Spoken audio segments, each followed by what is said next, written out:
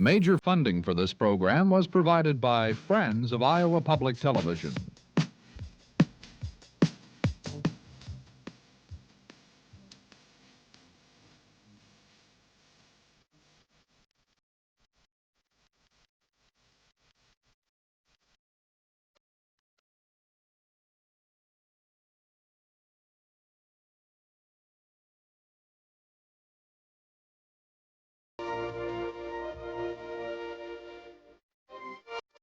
It's the Boys State Wrestling Championships. Tonight, live from Veterans Auditorium in Des Moines, Iowa, a sellout crowd of nearly 13,000 is on hand to witness the 65th annual high school competition. It started with 624 competitors. Now only 78 remain, and 3 team titles will be determined tonight, and 39 individual champions will be crowned. Good evening, everybody. I'm Doug Brown, along with Chuck Patton. For 18 years, the coach at the University of Northern Iowa, where his teams won 2 Division II championships at the national level. We're here for this big tournament, which we think is one of the best, and I think it's so good that this man here never won a state title. I don't know how good you had to be to win a state title. I certainly wasn't good enough, but I think that it really is one of the best tournaments, if not the best. Of course, I have that bias. I think that it's good because when you look at the national place winners every year, year in and year out, Iowa boys just continue to get in there. Probably 10 to 12 of them every year placing in the big-time tournament, and that shows the strength of this tournament. And still, it's a funny thing, Chuck. You don't see many coaches from other states around here. Oh, no, you just don't find many of these boys leave. In fact, Doug, I would guess that if you took a 500-mile radius, drew it around Iowa, you just wouldn't find the roster of most schools filled with Iowa boys because they stay here. They stay at home and they wrestle for the home teams. We have a lot of competition tonight. It looks like we're going to have one of our best. And it comes in all classes, you know, 1A, 2A, and 3A. And in order to be fair, we follow the Iowa High School Athletic Association roster, the 3-year rotation, which puts this year 98 pounds up through 112 in the Class A, the small schools. Then we'll turn to 119 to 2A up through 145. The 155 is a heavyweight. We'll take the big schools, and then we have the super heavyweights, and we'll go back to 1A again. Competition all over the place. And it looks like some of the best we've had, and another chance for a 4-time state champion. Well, that man he's talking about is Mark Schwab from Osage, 119-pounder in AA. Now, this guy lost the 3rd match of his career. After that, he's had 102 wins, so he's 105-1 total victories. That's just phenomenal. And he's even had a couple of national titles in both freestyle and Greco. So he really is a class act. It's really remarkable. Also, there's a familiar name going after a 2nd title tonight, an undefeated youngster named Knight from Clinton. Well, there's been 4 of those Knight boys, and this one, Dan, is only a sophomore. But he won it last year at 98, and now here he is at 112. He's 61-0, and I think he's the heir apparent to be another 4-time champion. He's just totally dominates opponents. That could very well be. And here's a young man, one of the biggest in the crowd here, Danny Stefani from Manly North Central. Well, this young guy really is a big one. He weighs 325 pounds, but he can move. I think the interesting note here is that this young guy, Stefani, wrestled his opponent, Schwer, from Tripola, in the finals of the district. They've met 6 times. This will be their 6th meeting. Schwer's won the 3 in the district finals. Stefani's won the 2 here in the state tournament, winning again last year, and tonight's for the 6th match. Will be interesting to see how that comes out. Besides the ones we start out on, we try to keep up on all the matches that are wrestled 3 at a time here. We have lots of slow-mos, we have lots of other cameras, and we have our 2 veteran floor reporters to keep you up on what's going on around the arena. They are Dean Borg and Dick Trotter. Take it away, Dick. Dean here, Doug, and I'm going to be covering 1A and 2A matches, and I'm going to be looking at pairs tonight, a pair of state champions trying to repeat. Jason Kelber of West Marshall and Terry Smucker of Benton Community. Both those boys going against a pair of young men who lost only once. And then another pair, a pair of twins. They're from Sheldon, Terry and Tom Brands, Terry at 98 and Tom at 105, each seeking tonight to become state champions. Dick Trotter, what are the highlights on your mat? Okay, Dean, we'll be looking at the 98 through 145-pound matches in the big school 3A competition. And one of the matches there that will receive a lot of attention will be Gary McCall as he seeks to make it 2 in a row. Gary from Cedar Rapids, Washington. And then we'll move over to the 2A division where we'll watch 155 right on through heavyweight. And a young man by the name of Todd Lappy of Algona will be trying to do a double show there, too. Back to you, Doug. Yeah, thank you, Dick. Dean Borg and Dick Trott. I'll get you right the next time I go back to you. Tonight we also have big events all over the place here in team championships, because the 3A hasn't been decided yet. At the 1A level and 2A level, it looks like a battle for runner-up. Well, that's for sure. That's for sure. Don Bosco has this baby wrapped up, but there's going to be a lot of action going down in there with those 3rd through the 5th teams trying to catch Sigourney for 2nd. And in 2A, it's the same story. Emmetsburg wrapped it up in the semifinals. And now again, the battle comes in there between those teams that have enough wrestlers still wrestling. We'll keep them apprised of those that can catch Osage and Cresco to take home a trophy. And there's lots ahead tonight here on the 1985 3A Championships. That one is up in the air. Well, it's not only Des Moines Dowling making up 37 points during the afternoon in the consolation rounds just to catch up to Fort Dodge, and they do have a chance to win this thing, but also between Bettendorf and Prairie for 3rd. Stay with us, friends. It's the 1985 Iowa High School Wrestling Championships next here on Iowa Public Television.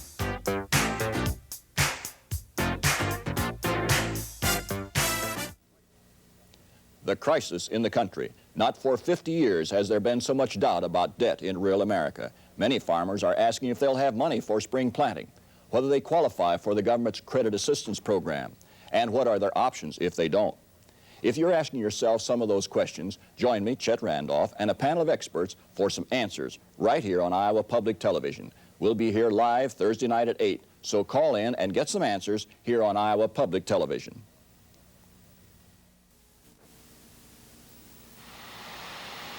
Something's coming. Something special.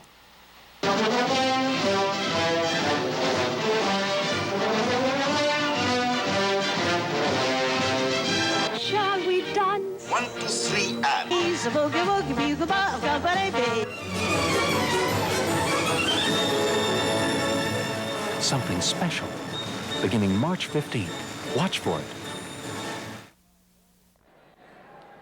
We're back at the 1985 Boys State Wrestling Championships. And now, let's join PA announcer Mo Kelly for tonight's opening ceremonies.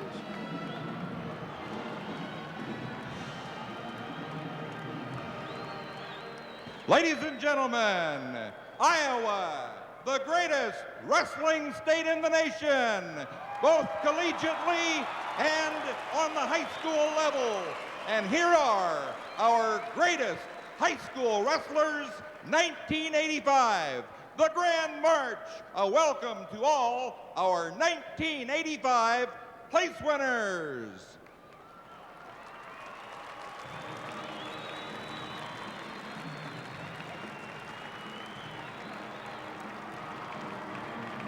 The Grand March Escort for 1985, a big welcome to longtime Drake University wrestling coach, Dr. Lonnie Timmerman.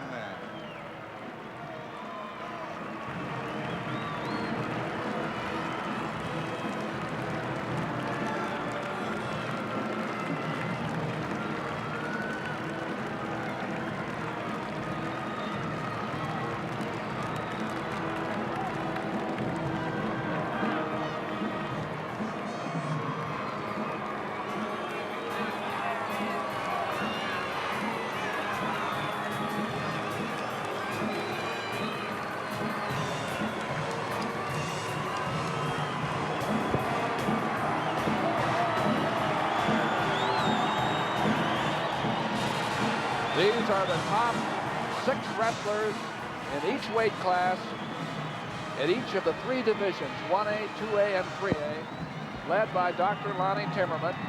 And I know it's a thrill for Lonnie, just the same as it is for everybody else who's ever led this march, before this big crowd of the faithful, you know, from all over the state of Iowa. There they are. 16 of them in each weight class when they started. They're down to these 6 in each 1A, 2A, and 3A. And we're down to 2 for tonight. There's Mark Schwab. He has things on his mind. He's going for his 4th state championship tonight.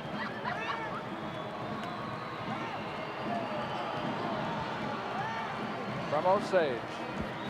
Looks like he has a lot on his mind. That's exactly what I say. You know, he's thinking it over, and he wants to be ready because he has a tough opponent tonight. That opponent at 119 pounds for him will be Dan Sinnott of Albia, who is undefeated. On the floor of Veterans Auditorium, all the weight classes from 98 on through super heavyweight.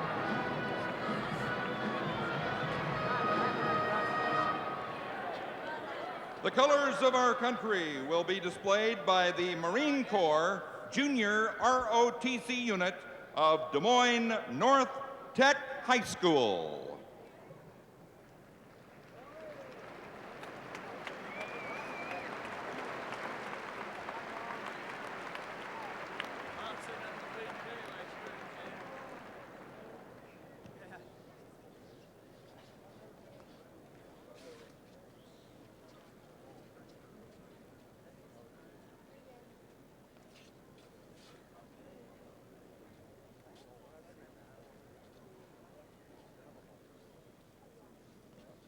Ladies and gentlemen, please join in the singing of our national anthem to be played by the Boone High School Pep Band, directed by Dave Richardson.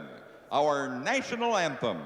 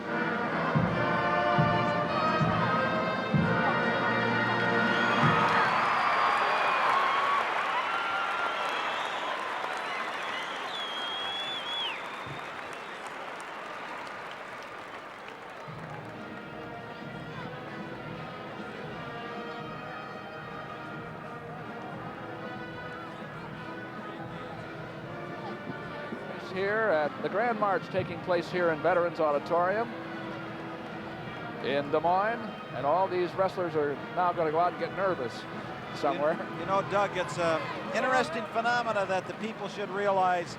For a lot of these young men, this is one of the most important, impressive times of this whole wrestling season, is to get to march in the Grand March. Well, let's take a quick look at how team points are scored here in this wrestling meet. First place gets 16. The big thing about that is that a person who wins tonight puts 4 points up there for his team. And if he gets a fall, that's another pair. Yes, there's going to be some changes made because the boys that are in the competition tonight, when they win, they'll win 4 points for their team. And if they win by a superior decision, they'll get another point. If they win by a super superior, you know, they end up with another half a point, and then they end up with that fall 2 points. And it's going to make some difference tonight. Also, we want to show you too how match points are scored. Maybe you're a sometime wrestling fan, but that young man down the block is wrestling and you want to make sure he's in. We'll show you that in a little while here too. Now let's go back to Mo Kelly for some special recognition awards. Ladies and gentlemen, could we have your attention for a few moments?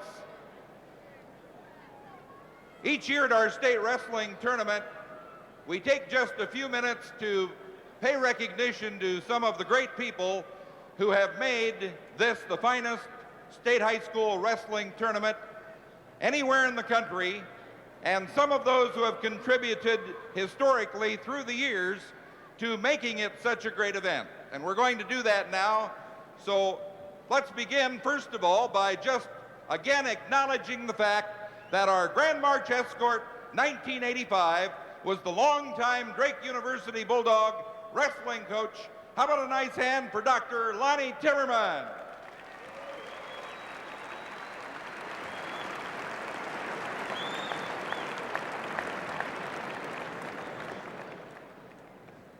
Starting in the year 1970, the Iowa High School Athletic Association and the Iowa High School Wrestling Officials and Coaches Association set up a committee to start putting members into a Wrestling Hall of Fame. So at this time, we'd like to introduce you to our 1985 inductees in our Wrestling Hall of Fame. Another great lineup this year. Let's begin, first of all, with a gentleman whose background began in a great wrestling hotbed of Clarion. He's done it all in wrestling. He was a state champion in high school. He was an NCAA champion while competing for Iowa State. He's had experience as both a collegiate head coach and assistant coach, and he even spent some time as a high school wrestling coach. For the past several years, in fact, 2 different terms, he's been the assistant at Iowa State under one of his former coaches, Dr. Harold Nichols. We didn't know that Les was going to be here tonight. He initially said, I've got to be down in Oklahoma for the Big 8 championships, but by golly, we got him back here and we're real happy he's here. How about a nice hand for Hall of Fame inductee, Les Anderson and his wife, Lorraine.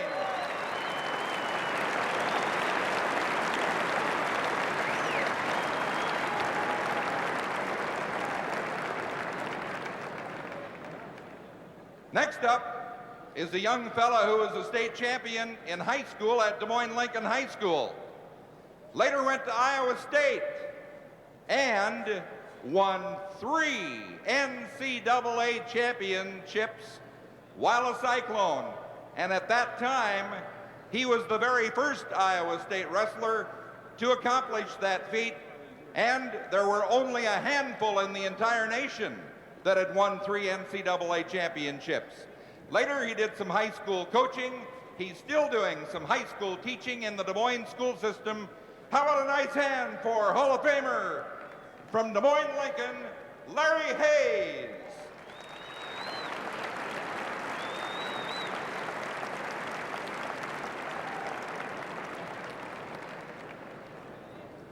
When the next young fellow was competing at West Waterloo High, we had not had too many 3-time state champions at the high school level.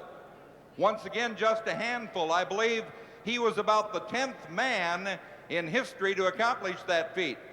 But he did it at the lower weights, won 3 state high school championships.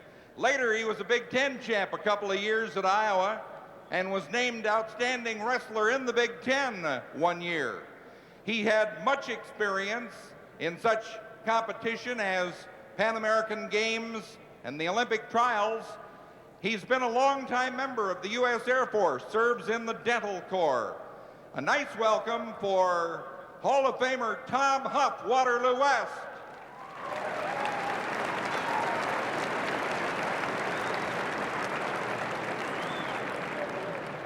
You know, Huff has been a great name in Iowa high school wrestling, the Huffs from Waterloo.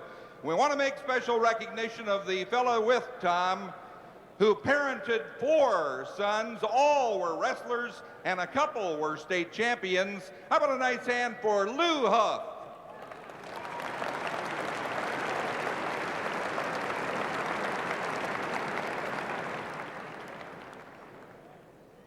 Back to Clarion, Iowa again, and many, many years ago, a young wrestler by the name of Shorty Morford made quite a name for himself. As a junior, he was second in the state. He was almost a surefire state champion as a senior, went through the entire season unbeaten, and then unfortunately an illness came along and he was unable to compete in the state meet. But he went on to Cornell College and was an NCAA runner-up a couple of times, and was one of the few Iowans to make the U.S. Olympic team. That was in 1932. He's now deceased. We're very happy to say that his son has come all the way from Florida for this recognition for Shorty Morford. How about a nice hand for his son, Doug, accompanied by Vicky.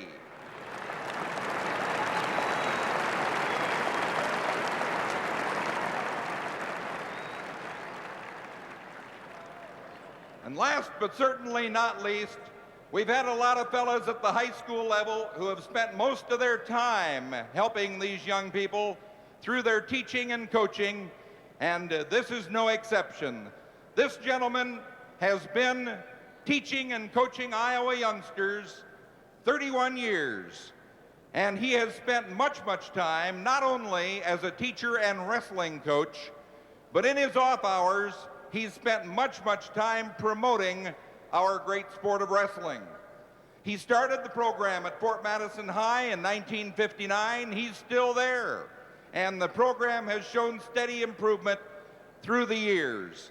How about a warm welcome for another of those fellows who's made such an impact on our high school wrestling program, the Fort Madison High coach, Mick Pickford, and his wife, Deanie.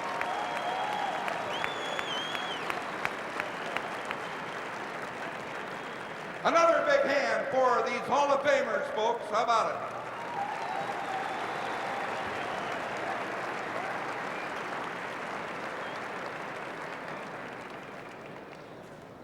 A few years ago, the Iowa High School Athletic Association decided that, you know, these officials get a little abuse sometimes, and it's about time to start paying recognition to these fellas who spend so much of their spare time over a long period of time devoting themselves to participation in high school athletics as an official. So we began our Officials Hall of Fame. One of our inductees this year in the Officials Hall of Fame was a longtime wrestling official. As a matter of fact, he was here working on the mat a year ago in his 15th state tournament appearance. Over 20 years of officiating overall. By the way, prior to that, he wasn't a bad wrestler himself. He was a fine wrestler at Council Bluffs High School, and then also in college he wrestled for 4 years and did a fine job. Also did a little high school coaching. Now the principal at Fairfield High, longtime wrestling official. How about a nice hand for Ralph Messerly and his wife, Linda.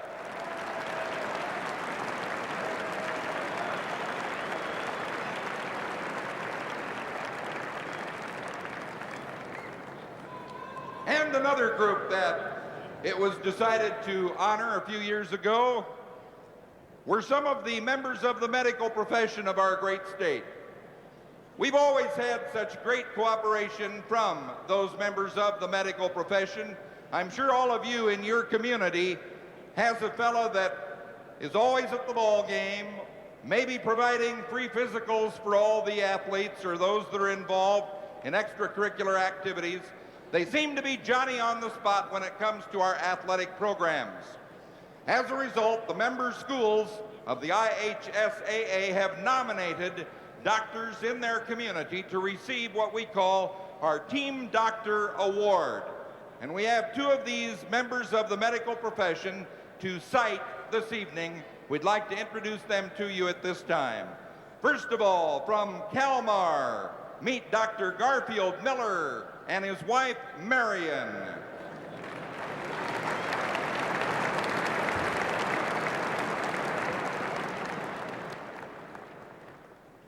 And from Mason City, a nice hand for Dr. Samuel Porter and his wife, Jewel.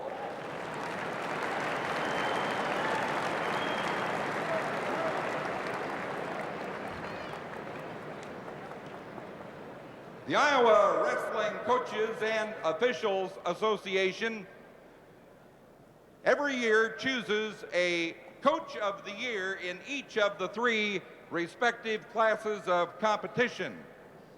They make their selections at a breakfast on the Saturday morning of our championship round of the state meet. So these selections were made by the coaches and the final results tabulated at a breakfast this morning. The gentleman with the reddish hair is Rich Owens, the current president of the Wrestling Coaches and Officials Association. He's going to present these awards, and they go to the following. Our Class 3A Coach of the Year, a fellow who has one team championship under his belt and is in the running for another this year. He has over 130 wins in dual meet competition in his career. Over 100 of his athletes have gone to the state meet as competitors. Coach of the Year 3A from Fort Dodge, Don Miller.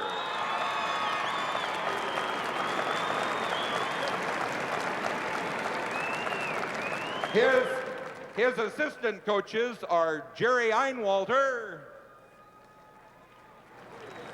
along with Hans Getch.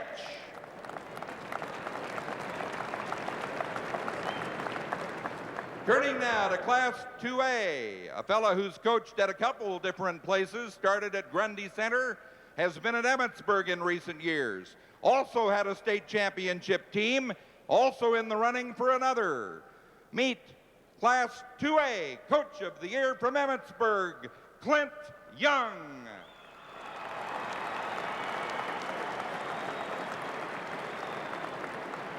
And his assistant is John Joint.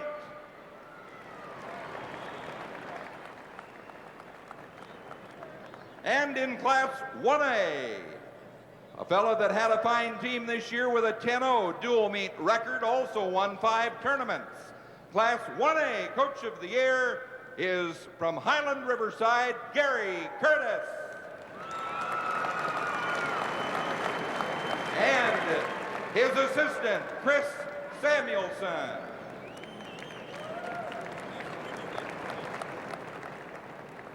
You know, to be successful, you usually have to have a feeder program, and one of the most successful in the state over a period of time has been Charles City, and the reason is very obvious.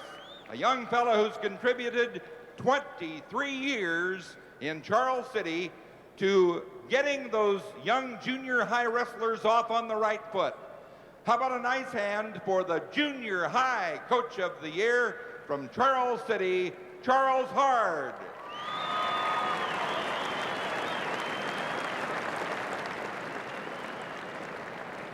And the Wrestling Officials and Coaches Association also picks their official of the year.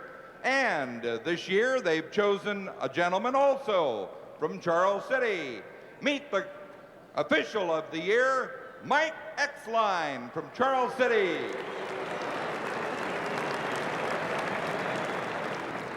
How about another nice hand for this group?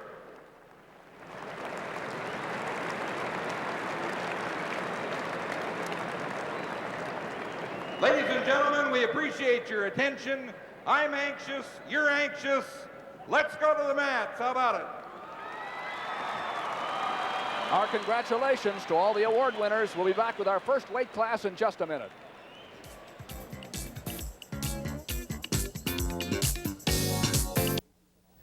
He won one of the meanest senatorial races in Iowa history, and he hasn't slowed the pace since he returned to Washington, this time as a U.S. Senator. Hello, I'm Dean Borg, urging you to join us for Iowa Press this week, where the focus will be on Iowa's junior Senator Tom Harkin. In recent weeks, Democrat Harkin has become a prominent member of the Senate's loyal opposition. It's here on Iowa Press, Sunday evening at 7 on Iowa Public Television.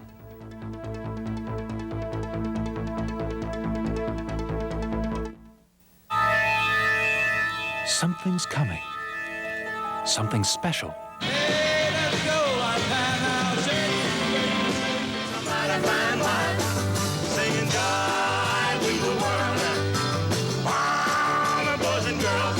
Every time they ask me why, I just smile and say, well, it's hard. Something special. Beginning March 15th. Watch for it. This is Iowa Public Television, your statewide public television network.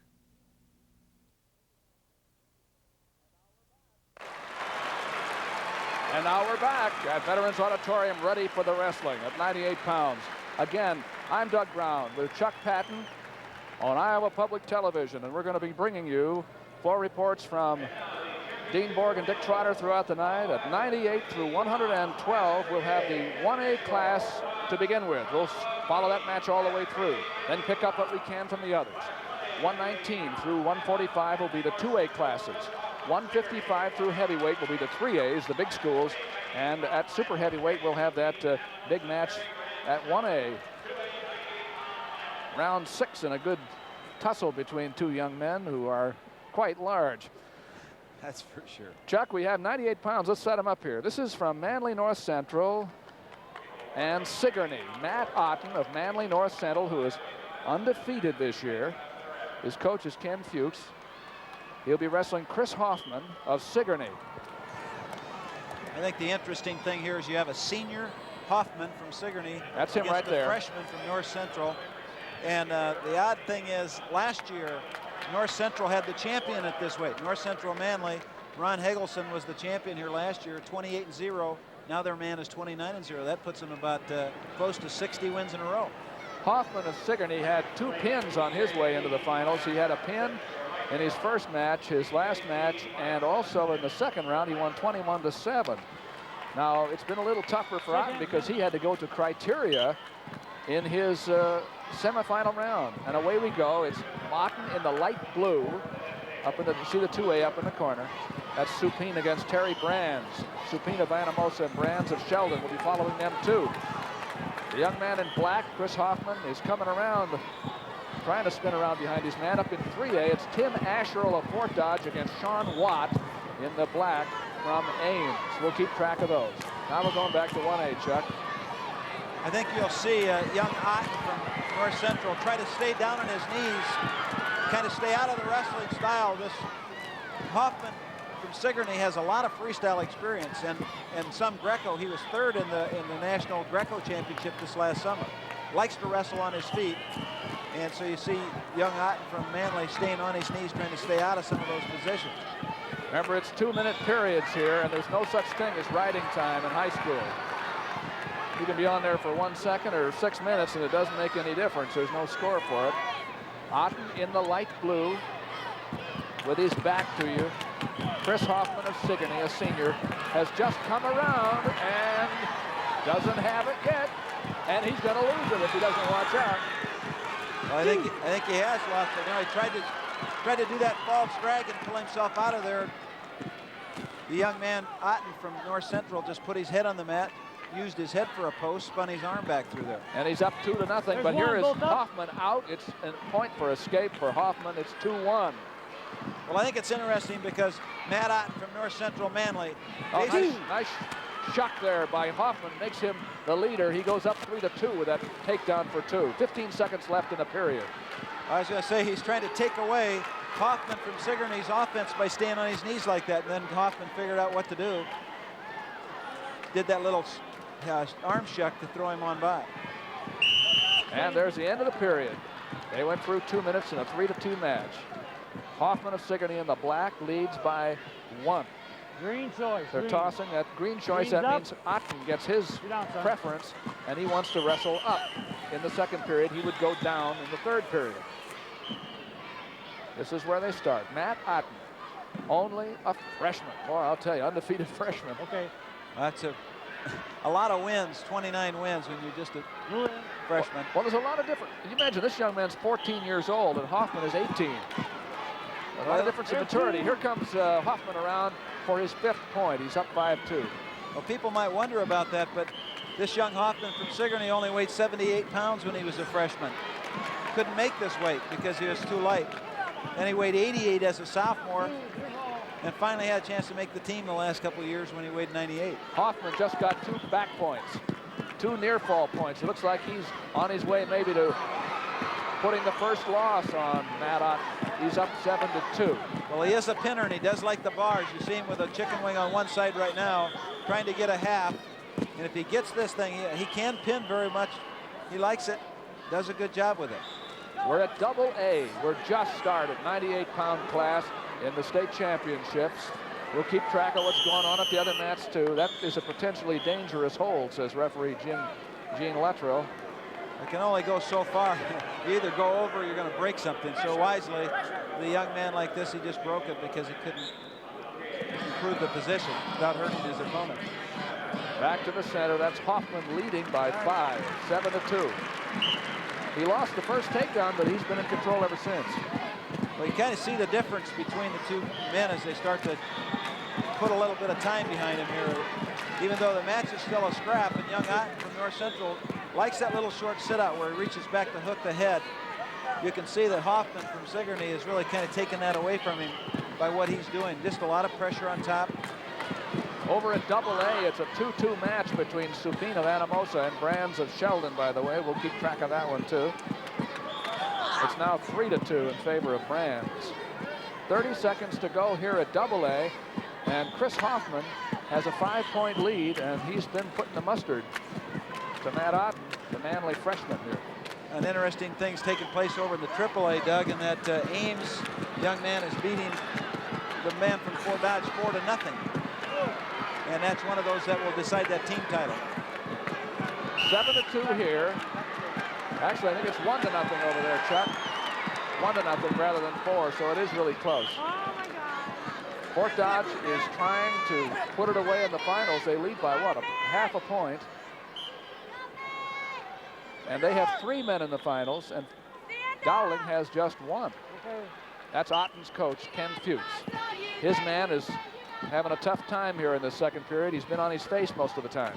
Well, he's been manhandled. It's really a difference between a man and a boy. As you've indicated, that age makes a big difference.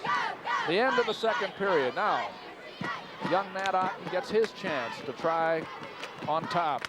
Oh, no, he started there, didn't That's he? right. Oh, it's going to be, he's going to have to find a way out or eat a lot of mat here. 7-2 is the score. He's trailing Hoffman of Sigourney. Well, he stopped that initial move by picking the ankle, then went right away to try to change and get off one of the arms. So what he's trying to do is stop his man and put him down with a breakdown. Now he's got an arm in this position. He tries to really work hard to get into the bars where he'll chicken wing one side or overhook the arm, put it up on the back, and then attack the man by arm control. We want to mention, too, that if you are wondering how your young neighbor friend came out from 3rd through 6th, you'll see all the place winners tonight in every weight when they go up on the award stand. You'll be able to see who finished where. We'll show you all the award ceremonies throughout the night. Boy, I'll tell you, young Chris Hoffman has put on about a 4-minute ride. Well, part of the problem for the young man from Manly, Matt Otten, is really that power. He just doesn't have the power to be able to put himself on his feet with pressure back into his opponent. So he's just spent a lot of time all tied up and wrapped up in a knot. We're less than a minute from the end of the period and the end of the match. It's 7-2 in favor of Hoffman in the black. The young man who's down tying his shoe right now. In the AAA match, it's now 2-1 in favor of Watt of Ames over Asherle of Fort Dodge. It's 7-2 in favor of Brands of Sheldon over Supine of Anamosa with about a minute and a half to go in each of those 2 matches. Here it's 7-2. Well, he just stops him continually, puts a real good stop on him right off the whistle, and then puts him down where he doesn't have any support underneath himself. No arms to support him, no knees under him. So it's a matter not now of winning the match, it's just of not getting hurt or not getting turned over. Hard to win from this position unless your opponent makes a mistake. Hoffman did get a couple of back points, but he hasn't been able to drive Otten over. This is Otten's freshman year. Well, he knows what he wants to be like now that he's been through something like this, Doug. Sometimes you don't know how good you're going to be until you find somebody who's better. That's right. He'll watch this on TV and see himself and say, I'm never going to let that happen again. And that's the end of it. It's a 7-2 win for Chris Hoffman over Matt Otten of Manly North Central. And we're going to be checking in at one of the other matches. We noticed that Tim Asherle of Fort Dodge just took the lead over Watt of Ames with about 30 seconds to go, 5-4 in that match at AAA, and Fort Dodge is trying to win a team title. But here we had Chris Hoffman of Sigourney wrap it up a championship in his senior year. Well, he's getting a hug there from Coach Smith. We're going to 3A now, Chuck, and you see two men in black, and this is well, it's Ames on the bottom. You can tell by the orange stripe on the leg right there. So that means Fort Dodge is going to win this match up on top with this time running out. And Fort Dodge does. That's a big win for Don Miller, the first loss in this tournament for Sean Watt of Ames, and Asherle has gotten a little revenge because I know Watton's beaten him a couple of times this year. Yes, he took him down, caught him on his back right there. You know, that just iced the championship for Fort Dodge unless they lose the next two they have, and Des Moines Dowling gets a pin to go ahead by half a point. That's the only chance. That if Dowling got a pin and Fort Dodge lost everything from here on in, that would be the difference. But I think Don Miller is, he told me his stomach was on fire this afternoon. I think it probably just cooled down a little bit. Well, he watched Des Moines Dowling really close the gap. 98 pounds. Also, we had a double A match. We'll be telling you about that too. 98 pounds. Our principal match was Chris Hoffman. Let's go to Dean Borg. Doug, the first of those two twins I told you about earlier, has won his state championship 11-4, and that's Terry Brands of Sheldon, the state champion now. The first of those twins, he decisions Jay Supine of Anamosa 11-4. Now let's go to Dick Trotter and see what happened on his mat. I tell you, Dean, it was hectic from the word go, where we had Tim Asherle of Fort Dodge and Sean Watt. It started out, Asherle was backing off. At the end of the match, Asherle had Watt of Ames on his back, and it looked like he was going to pit him. Our state championship at 98 pounds in Class 3A is Tim Asherle of Fort Dodge winning 8-4. Back to you, Doug. Thank you, gentlemen. Dick Trotter and Dean Borg. We're going to all take a look now at 105 pounds. Again, we go to single A. The match we're going to start with, show you all the way through, brings you Keith Van Beek of Rock Rapids Central Lyon, coached by Hank Grant. He's 29-4, against a young man from the team which is going to win the title here. That's Gilbertville, right. Don Bosco. Steve Toma, coached by Dan Mashik. The referee's Don Crandall of Oskaloosa. This is at single A, the small schools. Interesting thing too, Chuck, we had a very young man in that last match, Otten against a senior. You saw him lose his first one. Here at 105 pounds from Gilbertville, Don Bosco, you'll see another freshman, Steve Toma, who is so young, in fact, that if he had been something like a week younger, he would have been in 8th grade this year. Yes, isn't that something? He's had a lot of wrestling. You know, he's kid wrestled all around and has an awful lot of wrestling behind him. You know, he's not one of those guys that has a lot of offense or goes out and throws a lot of offense. But, you know, his record with 5 losses and a couple of ties, they've been to some of these boys that are in the finals here tonight. He's got 2 or 3 losses to guys that are in the finals. So he's a winner and a steady winner in a program that is customarily producing winners. You see Keith Van Beek out in the center of the mat. He's from Central Lyon. Both these young men are in blue. Actually, Central Lyon has purple, but it's going to be kind of tough to show you which one is which. Let me tell you right now that the Central Lyon young man hit with one of the quickest single legs of the night. Yes, and he got him right when he came to the mat, right to a half. It just didn't quite run the head hard enough, or he would have had him on his back. There's 2A. It's going to be Tom Brands against Jason Kelber. We'll keep an eye on that. Kelber's undefeated from West Marshall. His team is trying to get up into 2nd place if they can. And at AAA, it's going to be Dave Jordan of Cedar Falls against undefeated Jan Kaler of Waverly Shellrock. Waverly would like to move up into the top 3. We're at 2A, at 1A here, and it's Central Lyon's Keith Van Beek leading 2-0 and riding. I think what you'll see is Van Beek from Central Lyon, who probably has the most skill as far as polished moves and techniques. Lil Toma from Don Bosco tends not to do a lot of things as far as customary moves, but he wins a lot. He gets taken down a lot, as you've seen right now, and he'll be losing a match, and all of a sudden he'll do one of his little short sit-outs, reach back over and hook an arm or catch a head and slide out the back door, and then you end up on your back. That's how he wins lots of matches. Be interesting to see if he can do it with somebody like Van Beek, who's got pretty good talent. Now here he is in a cradle. He's caught in a cradle now. And he's in trouble with it. Yes, Van Beek has him in a back situation here. He has at least 2 points in a near fall. You notice that there are 2 officials out there. There's a referee. And that mat judge is usually, yeah, he just kind of goes around the outside to make sure that there's nothing illegal taking place or that he doesn't miss something. That's a 3-point near fall for Keith Van Beek. He leads 5-0, and he's putting the mustard to him again, Harry, with that. Well, he really has controlled and dominated so far. And it's been pretty obvious. And I see him locked in another cradle, shoving him right back toward his head again. Potentially dangerous situation there. Doesn't look like Van Beek cares very much about whether Toma's a freshman or not, does it? No, he doesn't. He's not. This is a state championship, and Keith Van Beek's only a sophomore. Yes, and he's got a couple of losses to people who have been in the finals in this tournament too. Green, your choice. Grant, 2A champion. He's got a couple of losses to him. He's really a very good competitor, Keith Van Beek. Second period, Van Beek gets to start up. Each period is 2 minutes long, you know, in high school. And Van Beek takes there. He puts that head lever in there right now, drives hard, leading 5-0. Well, he's controlled the mat wrestling, and this is where Steve Toma from Don Bosco tends to be fairly comfortable and fairly good. Oh, he's got the half. He's got him right toward his back because he's running toward the head. He's not hanging back toward the legs. He's out where he has to be, up toward his wrestler's head.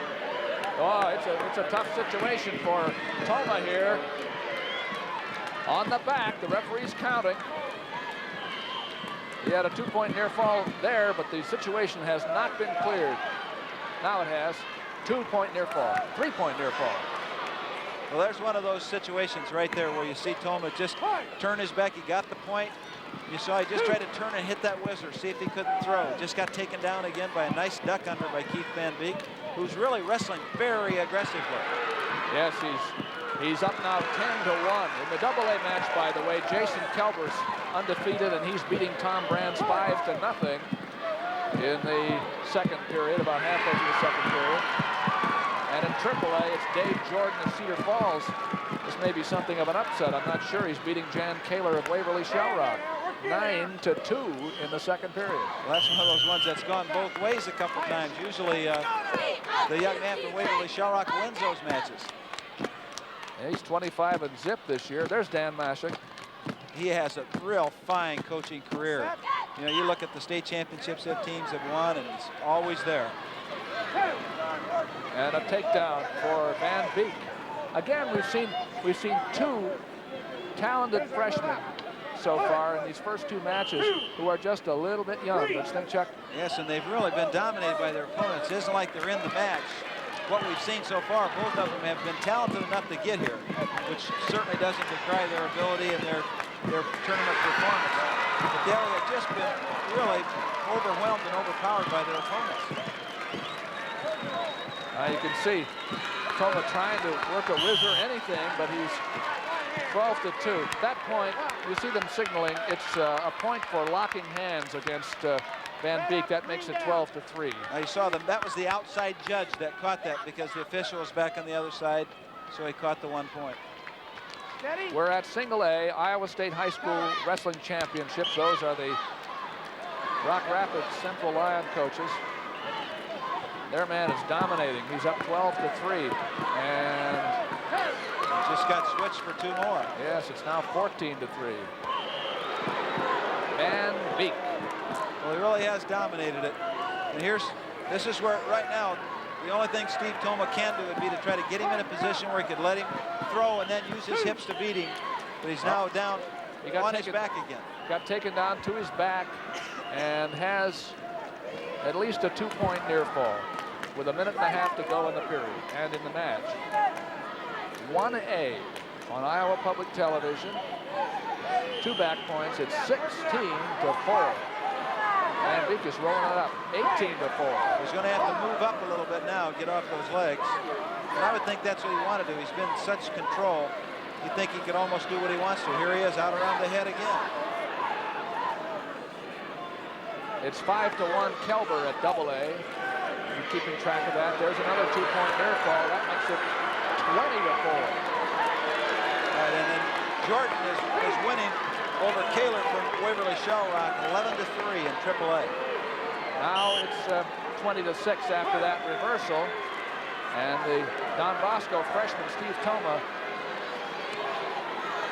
Well, you're going to see him just try to wade in, see if he can't get his opponent to give him some pressure.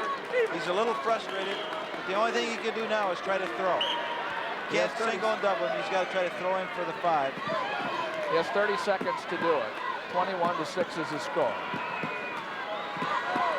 Well, I would think Van Beek would just stay low, try not to give him any kind of pressure that would get him caught where he could get thrown to his back. But we only have 10 seconds to go. And we'll check in on those other matches, too. Here's a takedown for Toma.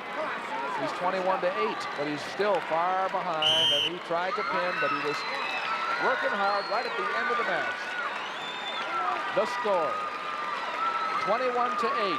The winner and state champion is Keith Van Beek of Central Lyon in Rock Rapids, being met by everybody in town. Boy, he just clearly dominated that match.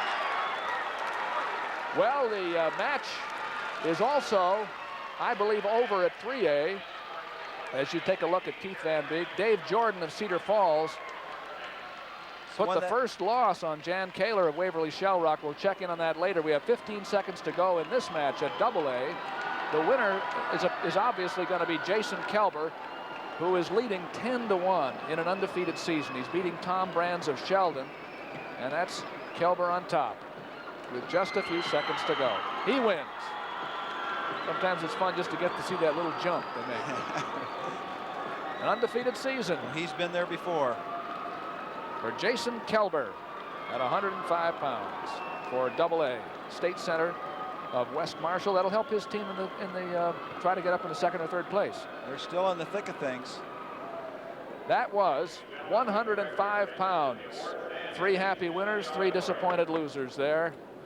Kelber of State Center. We're going to get the awards now. You'll get to see all 6 places at 98 pounds.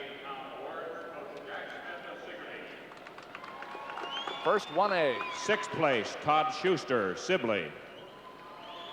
5th place, Mike Gamble, Griswold. 4th place, John McGovern, Riceville. 3rd place, Eddie Lee, Underwood. 2nd place, Matt Otten, Manly North Central. And the 1A 98-pound champion from Sigourney, Chris Hoffman. A state champion in his senior year. That's what he came for. He may weigh 98 pounds, but as we often say, it's a democratic sport. You can walk down Main Street and he's the state champion. That's for sure. And don't we appreciate it? You bet. We have AA's coming up next. The AA 98-pound winners are coming up on the stand as the 1A presenting the Class 2A 98-pound awards, Coach Galen Nelson of Sheldon.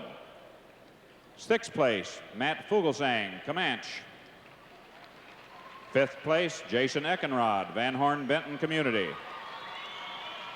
4th place, Skip Steyert, State Center, West Marshall. 3rd place, Brian Wilcox, Bloomfield, Davis County. 2nd place, Jay Supine, Anamosa. And the 2A 98-pound champion from Sheldon, Terry Brands. Terry Brands, part of the Brother Act. His older brother, his brother Tom lost, bigger brother, I should say, 105 pounds. That's at 2A at 98 pounds here in the Iowa Wrestling Championship. See that big crowd, more than 12,000 here, and who knows how many more. We have the 3A winners now coming up. Presenting the Class 3A 98-pound awards, Coach Don Miller of Fort Dodge. 6th place, Troy Benning, Waterloo East.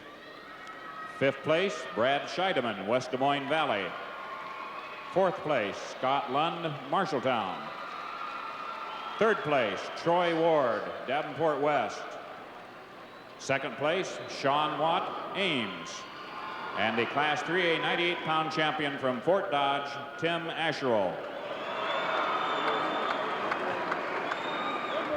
That little extra hug was because that might have won the team championship, too. Yes. And here we go with Dean Borg's report. Well, Doug, as you saw that last few seconds there of that 2A match, Jason Kelber repeated as the state champion. He's from State Center, West Marshall. 26-0 for the season, 27th victory tonight, defeating Tom Brands of Sheldon 10-1.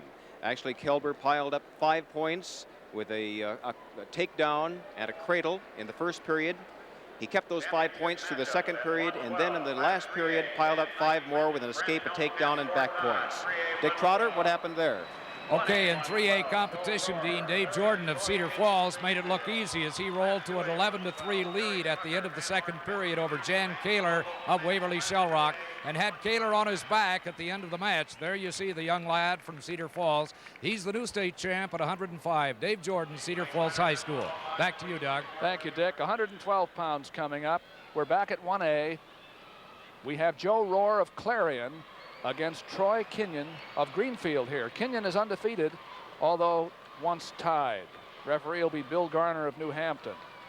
112 pounds. Chuck, you have a couple of looks at maybe a change in the team title there. Somebody shifted around with those last 105-pound weight classes. Well, I think it's going to be shifting around a lot, and we'll just leave some of them out because that'll be changing constantly. But that put Fort Dodge out just enough where Des Moines Dowling has to get a pin now in order to be able to win it. They're ahead by 5.5. Right, and then it moved State Center of West Marshall up into third place in the 2A, and it moved Rock Valley up into third place in the 1A. So they'll also keep changing around, but we'll be interested in watching it. Here at 2A, we have Terry Schmucker against Randy Vogel.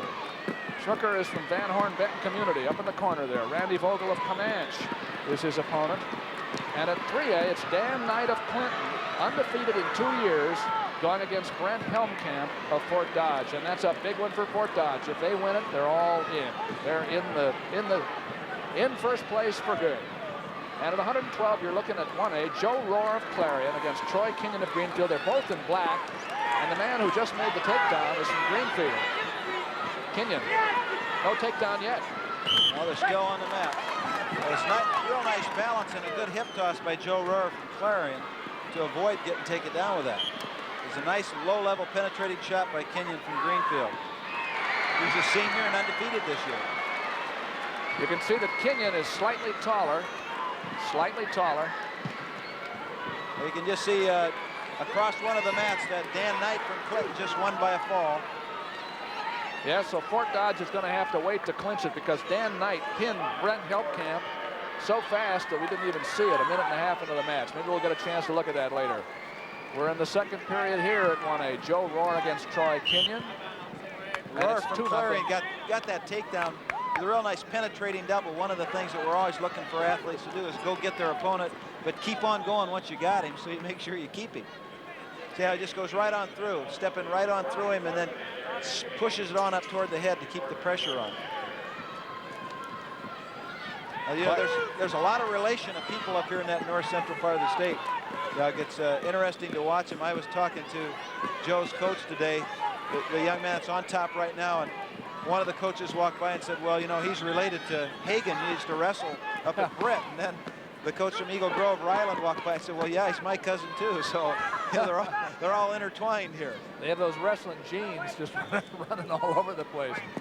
They certainly understand what you're supposed to do to win state championships, because out of that group of towns up there, the Britts, the Clarions, the Eagle Groves, they certainly have won their share. And Greenfield, we saw Lonnie Timmerman of Drake as the marshal of the Grand Parade tonight, and he was once the coach at Greenfield High School before he went really to got their program started down there. That's right. Just brought it out of nowhere. At Double-A, we have no score between Schmucker and Vogel. We're looking at 1A. It's 2-0 in favor of Joe Rohr of Clarion on top right now. Well, he's having a heck of a go right here because young Troy Kenyon from Greenfield is just keeping his base and keeping his motion, not getting all tied up. That's the end of the period. Good ride, actually, by Rohr. He prevented that escape all the way to the end. It was like Bronco riding. Yeah, he opened the bull door for the Brahma Bull, didn't they, in the rodeo? And he's going to have to do it again because there's Kenyon on the bottom. See, he's picked up a black eye in the meat somewhere along the line. Hey, this is a grind for these guys. Got to be pretty tough to come through here unscathed. That was a wicked first move there by Rohr. What he did was he just kept his hips in underneath Kenyon's hips and then jammed the arm at the same time. And as he cut him down to the side, you know, he controlled the arm, which prevented him from getting it back up. Now here he is on his feet fighting hands. Responsibility of the man behind to put him down. He's been able to bring Kenyon back down every time. He likes some tilt action. Young Roar from Clarion likes to let you get started and then chop that arm and cut down on the hips and see if he can't get those real easy back points by just tilting you. But he just hasn't been able to control the arm well. He hasn't been able to get out to the side at all. He's been wrestling parallel all the way through this first part of the match. We're a minute and a half into the, we're a half a minute into the second period. The second 2-minute period. Again, up goes Kenyon to the feet. He just hasn't been able to come out. He's been tied up pretty tight and still been able to make some good moves. He really has kept the match interesting by doing some good offensive wrestling on the bottom. But I think he's had enough of this. He's ready to start on top here, trailing 2-0. Let me try something different. Well, he got here with only one tie in the whole season. So obviously he knows a lot about what he wants to do, and it'll be interesting to see if he can make this match go his way a little You bit. notice he's won 2 decisions in the state meet so far. Kenyon, the man who's on the bottom, they were both shutouts. And the other match he won by fall. He's been in control now. Young Roar looks like he's very controlled, very composed. As we see him in here, he picks the leg to stop him, but he just is very tough. A lot of power wrestling. He couldn't make their team, and couldn't make it to state last year because in their district was Itis the champion and Kelber a champion. They were in their district last year, 2 guys that both won state titles.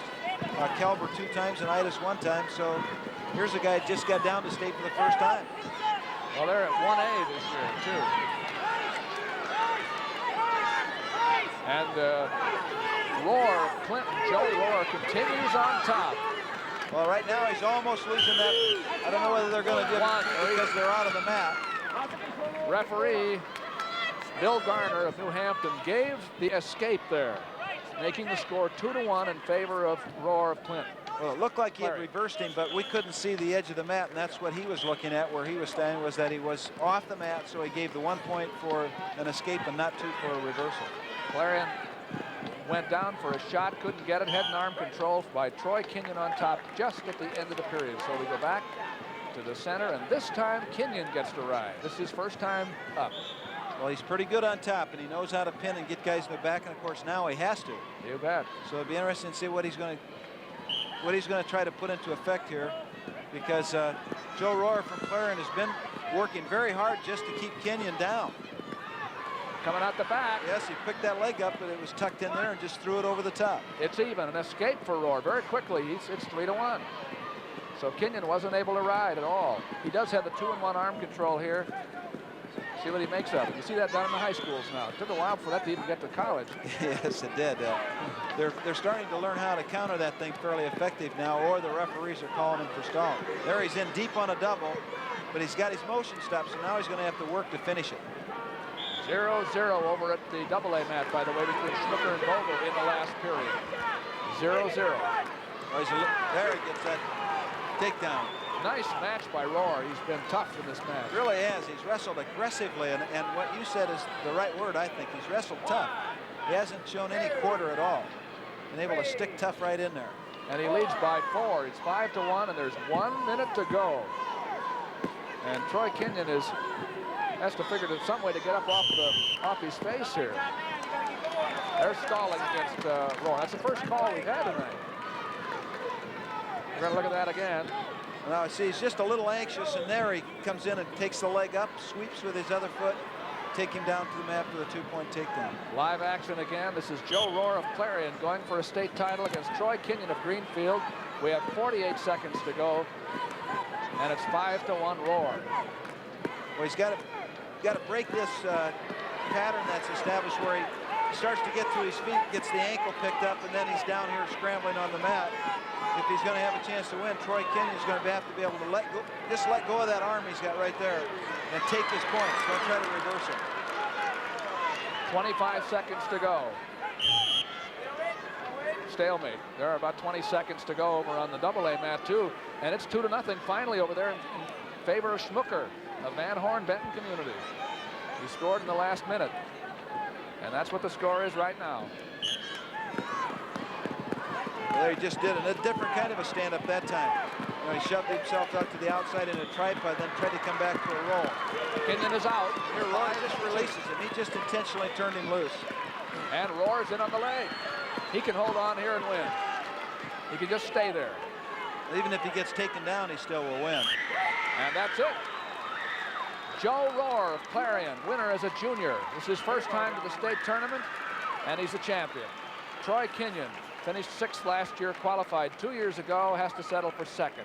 And that's his first loss of 1984 and 85. 112 pounds. There's the winner. Yeah, He's got to be happy. A good wrestling coach has to be a good catcher. You know, Yeah, catch those guys when they jump. Here's the awards for 105 pounds at 1A. Central Lyon. 6th place, Kevin Chesmore, Winthrop East Buchanan. 5th place, Matt McClanahan, Sigourney. 4th place, Vance Light, Lisbon. 3rd place, Tracy Ping, Haywarden West Sioux. 2nd place, Steve Thoma, Gilbertville, Don Bosco. And the 1A 105-pound champion from Rock Rapids, Central Lyon, Keith Van Beek. He was dominant tonight in winning his championship. He has every reason to smile. Go back to Rock Rapids, #1 in the state at 105 pounds. By the way, we'll have our floor reports on those other matches at 112 as soon as we see the awards here in this Iowa Public Television live broadcast of the Iowa High School Wrestling Championships. We have the AA winners now. Presenting the Class 2A 105-pound awards, Coach James Steyert of West Marshall State Center. 6th place, Paul Petrie, Hudson. 5th place, Matt Caldenberg, Winterset. 4th place, Ted Henderson, Glenwood. 3rd place, Eric Hansen, Perry. 2nd place, Tom Brands, Sheldon. And the 2A 105-pound champion from West Marshall State Center, Jason Kelber. You bet. He is the center of the state. He's where it's at for 2 years in a row. Jason Kelber of West Marshall. That's his 2nd title. We have the 3A winners coming up. We're going to take a look at, when we get to wrestling again here, we'll take a look at a wrestler going for his 4th state championship. Presenting the Mark Class Schwab 3A here, 105-pound awards, Coach Dave Cunningham of Cedar Falls. 6th place, Joe Scarborough, Waterloo, Columbus. 5th place, Gary Steffensmeyer, Fort Madison. 4th place, Brad Brule, Fort Dodge. 3rd place, Eric Chia, Clinton. 2nd place, Jan Kaler, Waverly Shell Rock. And the Class 3A 105-pound champion from Cedar Falls, Dave Jordan. #1 in the state at 3A. For 105 pounds, Dave Jordan. How about that? Here's Dean Borg. Well, Doug, Terry Smucker of Van Horn, Benton Community School, just west of Cedar Rapids, repeated that as champ in 2A at 105 pounds, but it took him to the last 25 seconds of his match with Randy Vogel of Comanche to do it. He won 2-0. These two young men had met in the districts at Mount Vernon. Smucker beat Vogel at that time. The two boys, being 1st and 2nd in the district, came down to Des Moines, wrestled all the way through to the state championship, and again, Smucker defeated Vogel 2-0. Dick, what happened on your match? Okay, Dean, Dan Knight of Clinton could well become the next 4-time state champion after tonight, pitting Brent Huelkamp of Fort Dodge in 1 minute and 38 seconds. Huelkamp shown there as he is an exciting young lad. He's only a sophomore, pins his opponent, a junior from Fort Dodge, in 138. Doug? Let's wrestle at 119. We're going to look at Mark Schwab of Osage in the blue. He is undefeated. He lost a match once 3 years ago. I suppose the memory is just very dim now. I'm sure that he still knows that one on the L side exists. Yes, he lost to, I believe it was Dan Felon of Mason City, 4-3. He's 1 point away from a big 4-year undefeated record. Mark Schwab and his opponent is undefeated this year. Let's give this Dan Sinnott all the credit he deserves. His coach, Jerry Mason, is proud of him. He went through 30 matches here to reach the state championship finals without a blank spot, without a spot on it. These are both undefeated wrestlers. Now, I know Charlie Morton, the coach there at the assistant coach there at Albany, has been there 20-some years. First time they've ever had a guy in the finals. I said that Schwab was in the blue. He's in the green. We'll also be watching at 1A, Rod Decker of Winthrop East Buchanan, undefeated, going against Jerry Ackerman of Clarksville. That's at 1A. And at 3A, Gary McCall trying for his second championship in Cedar Rapids, Washington. He's on the right up there in the corner against John Moore, undefeated from Marshalltown. That'll be a whale of a match. We've got 3 good ones here at 119. Yes, we do. And Schwab is in the green. I think I said blue earlier. It's wrong. Sinnott's in the blue. That's Sinnott right there. Looks like you might have got a slash there to, don't know whether it cut the eye or broke it open or not. And so we have a stop here just as we start. Sinnott got up into the finals with 3 lopsided victories. He beat Josh Lyle of Clarinda 10-4, Dan Beatty of Vinton, Washington 12-2, and then he threw a shutout at Rick Doolittle of Webster City 10-0.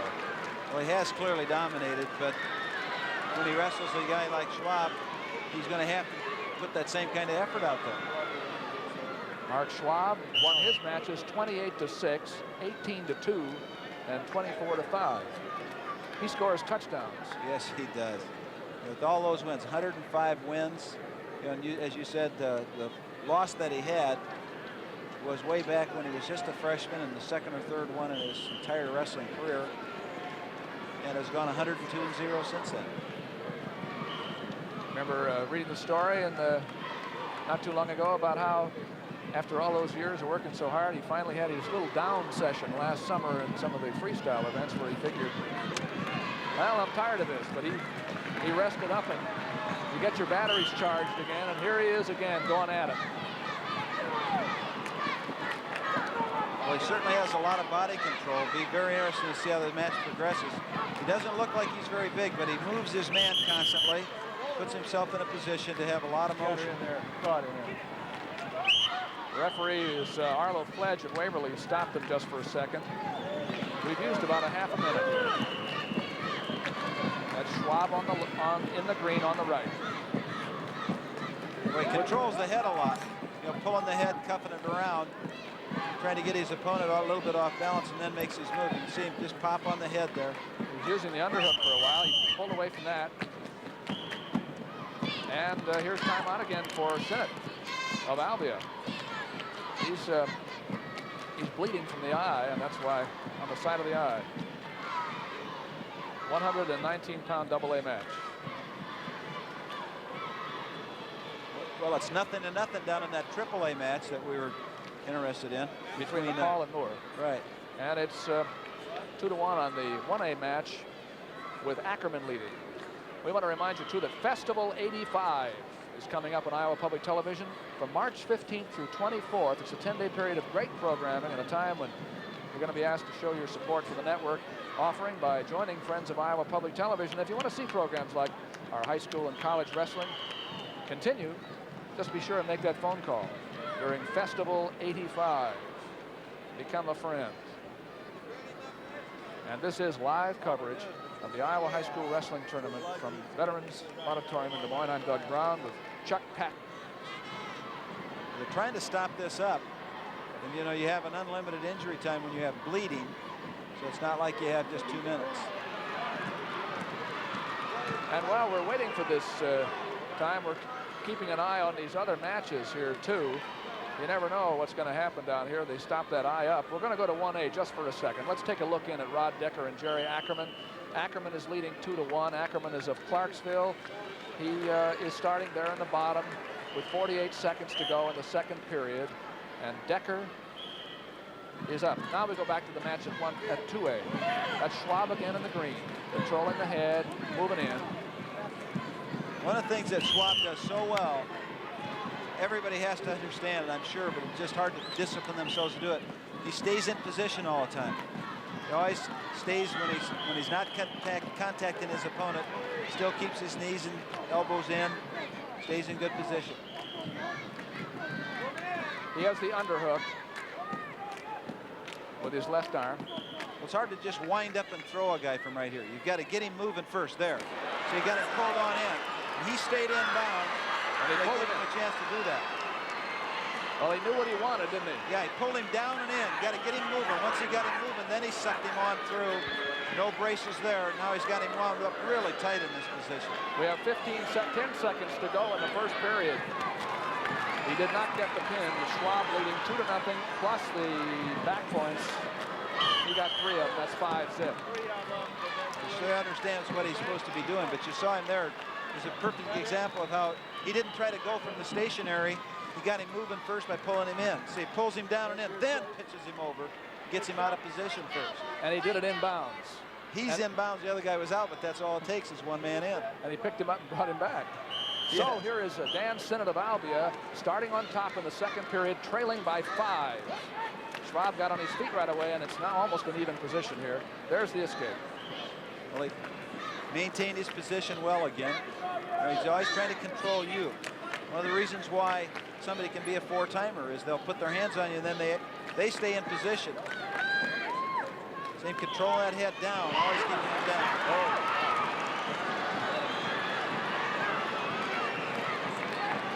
He was ahead 6-0, now 8-0 with the takedown, and look for the fall. See what referee Arlo Fledge does. He slaps that mat. So, bingo. A 4-time state champion. And easy. An amazing wrestler from Osage, Iowa, Mark Schwab. And I'm telling you, he's happy. The fans up here, even no matter where they're watching, are on their feet in Veterans Auditorium cheering this latest 4-time state champion, Mark Schwab. Arlo Flake, he probably loved that too, you know, just being able to be in there. Oh, yeah. As the referee to witness something like that, that'll be a history moment for him too. I'm sure Coach Andrews really proud. Parents very happy for Mark. Well, I don't know when I've heard. We're going to go to 1A. We're going to go watch Rod Decker and Jerry Ackerman here in the last period. Winthrop, East Buchanan's Decker, Clarksville's Ackerman. The leader 2-1 in a tough match is Ackerman of Clarksville, and he just lost 2. That's just got it reversed right there. Real nice little duck out the back door by East Buchanan's Rod Decker. And he leads 3-2. 3-2 with 45 seconds to go. Started to say about Schwab, I don't remember the last time I've heard it. Anybody thought more of a prospect. He's going to have to lock his door now. The recruiters are going to be beating it down. That's right. Well, if he keeps the pressure on here now, what young Jerry Ackerman's got to do is be able to get himself in control and up off the mat. You know, with only 20 seconds to go, he's staying down with his arms tied up, and it's really going to make it difficult for him to score. Too much pressure toward the head by young Decker from Winthrop, keeping a lot of pressure on him. 3-2 with 11 seconds to go. 11 seconds to go. Well, that must tie the match up. I think what had happened, he just get penalized for must have like that. 3-3 then. Well, now obviously Decker's going to have to hold him for 5 seconds or lose. Can he come out? Nope, nothing. So we're going to overtime. Oh, we'll get to watch a little more of this match. Yes. Good news for fans of East Buchanan and Clarksville. We have an overtime. That's the first one we've had anywhere here. By the way, let's look down at 3A to find out what's happening there. Gary McCall against John Moore. McCall going for his second title against John Moore, who's undefeated from Marshalltown. And the score is 2-1 in favor of McCall. But you're looking at the 2A mat, at the 1A mat, where Rod Decker is going to come right back out here after this 1-minute rest period against this young man, Jerry Ackerman of Clarksville. Well, he's a good scrambler, Decker from Winthrop. His coach says that he adapts well to different situations, you know, and makes those adjustments that are necessary. He's won 3 big decisions here, 11-5, 15-1, and then he won his semifinal match 27-4. 27-4. And that's Jerry Ackerman. That's Decker of Winthrop, I should say. Ackerman of Clarksville, who's in the maroon, pinned everybody in this tournament. He won 3 straight falls. Looks like McCall is this 2-time champion from Washington. We'll hear more about that later. down in the 3A mat at 119. And away we go again. Fireman's carry from Decker. Well, he got in deep enough. Now he's got to be able to finish it off because he's being countered out. You got to control the outside hip right here, or he could get taken down by Jerry Ackerman from Clarksville. Referee stopped that. Brings it back. See, Ackerman is taller. He's 5'9", and Decker is 5'5". They're both juniors. They'll be back another year. The score 0-0. We just start from scratch. We pretend that first 6 minutes didn't happen. Well, it will make a bearing, or will have a factor in the overtime if it comes down to a tie again. You go to a certain point in the overtime, and then you go back to the original match. They're wrestling 1 minute periods in the overtime. They start on their feet. No score. Decker from East Buchanan's made 2 offensive efforts. So he's just got to finish him up there. See, he's in deep again on the carry, but he's countered out because he lost the arm. And Ackerman's got a lot of length. Just slipped on a headlock right there. If the score does go back to the previous part of the match, Chuck, how does it go back to it? Well, they have to. There's a certain criteria that's laid out for them. It's based on how they wrestle in the overtime first, and that criteria has to be met. And if there can't be a decisive winner, then it reverts back to the regular match. Jerry, it's all laid out by the officials on the scoring table. Everybody understands it. Excuse me, there, Chuck. We're back at action. Jerry Ackerman of Clarksville is on top in the second period. As I said, he pinned everybody in this tournament. He made 3 straight very quick falls coming into this match. Well, he counters well, and he's a good pinner out of a couple of these positions where he can control it with his length and then wind a man up in the cradle action. It's overtime, 30 seconds to go. Ackerman at 1A against Decker. And Ackerman has managed to ride the whole period so far, the first half of it. Well, talking to one of our reporters that came by, if it goes into the regular match, as far as the overtime here, if there was a draw, then it would go back, and Ackerman from Clarksville has a takedown in the first period, the first takedown. So he was trying to point out, I believe, that Ackerman would win. Ackerman would win if the criteria are not resolved here in the overtime. However, right now, we're seeing that there is a lead and there is a difference in the score. 2-0 is the score here. Decker has 2 according to the scoreboard at the end of the second period. And Decker will start up in the third. We're over here because Mark Schwab finished his match fast at 119 pounds. He pinned Dan Sinnott of Albia for his 4th state championship. Well, they stopped him on the whistle and then put the leg in. Now, he's got him close to a near fall. There you see the official counting. So he's got back points and control in this position. He can keep him there till the cows come home. Well, once you got a good one like this, you know, unless you're going to try to get the fall and you need it, it might be wise for a young guy in an overtime to just hold him here. Just stay here because the man can't get out, can't get those hips free. Hold him in that position. 3 on the back. That makes it 5-zip in favor of Decker. He's looking undefeated. Yes, he is. He has 1 tie early, and that was to Frost, somebody that had beaten him early in the year, or tied him early in the year, and then he beat him in both the sectional and the district. He's got to work to try to take his man to the mat. It's his responsibility to improve the position right there. Now he's extended, so he's trying to hold on right here in this position to just not get called for stalling, but he might be wise not to get turned to his back on the takedown. There it is.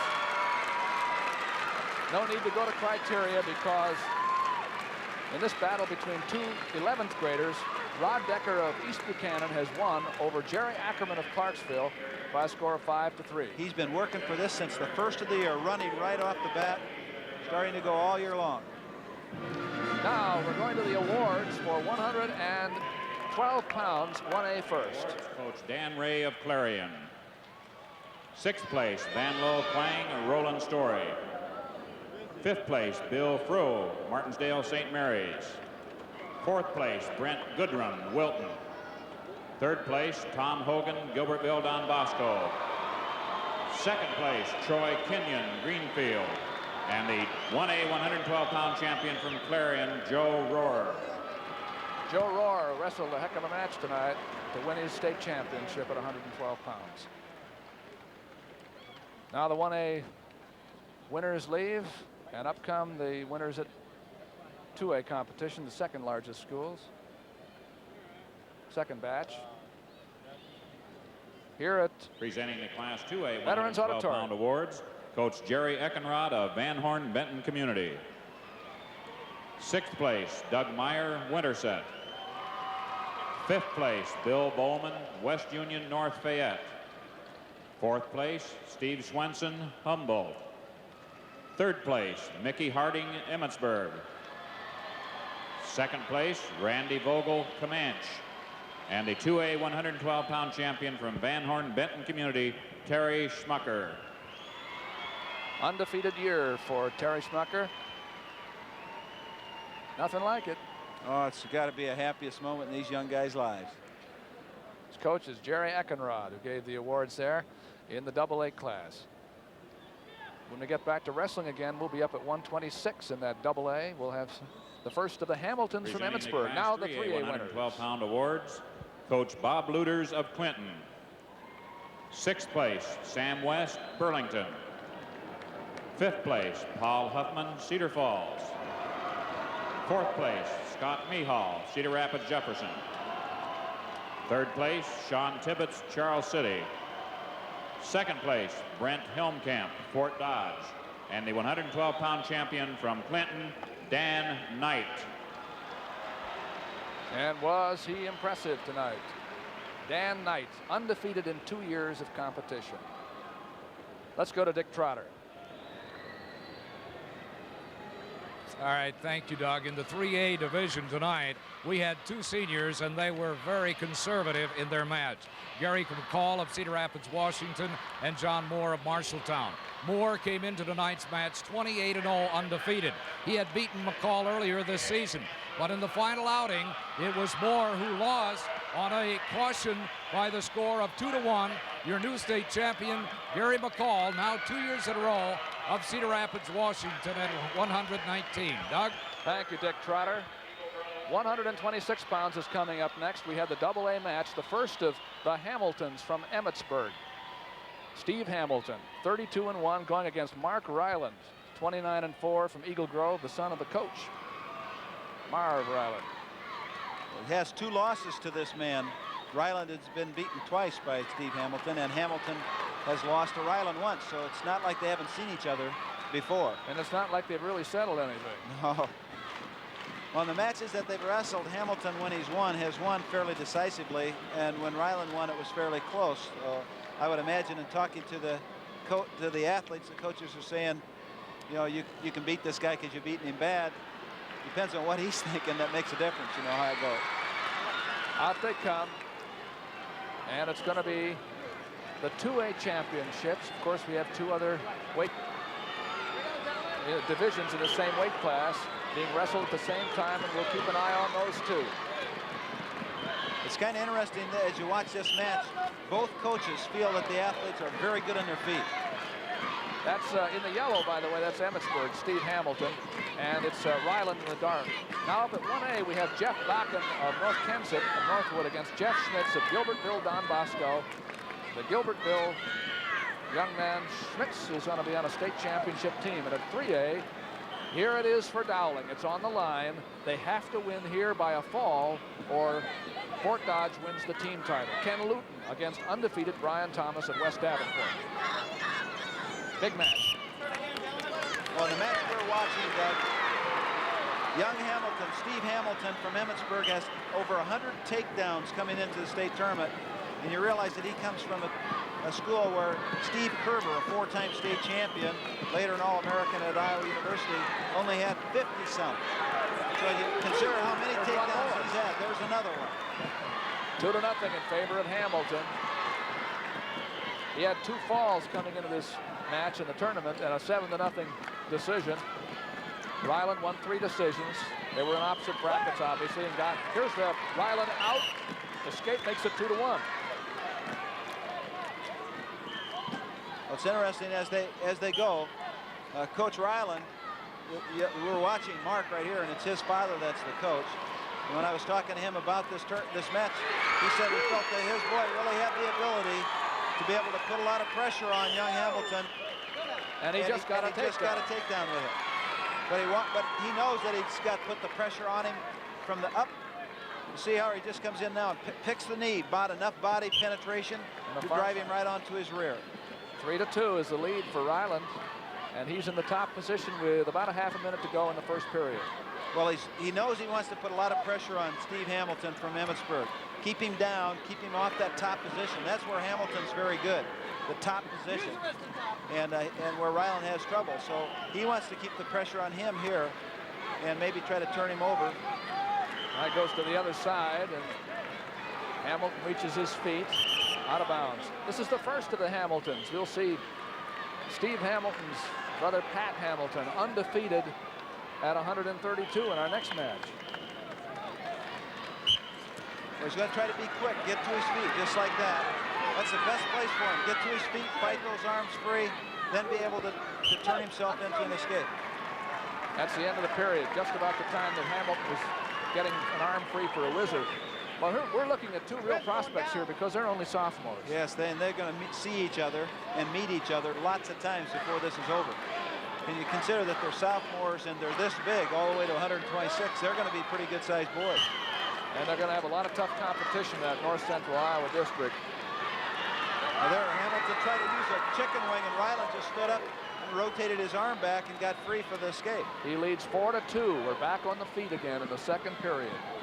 It's Hamilton of Emmetsburg with the light uniform, Ryland of Eagle Grove in the dark.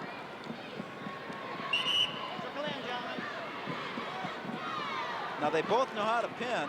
You know, Hamilton's got over 20 falls, and Ryland has, I think, 1 fall away from the school record. But against each other, chances are they won't do that. There's a nice Hamilton.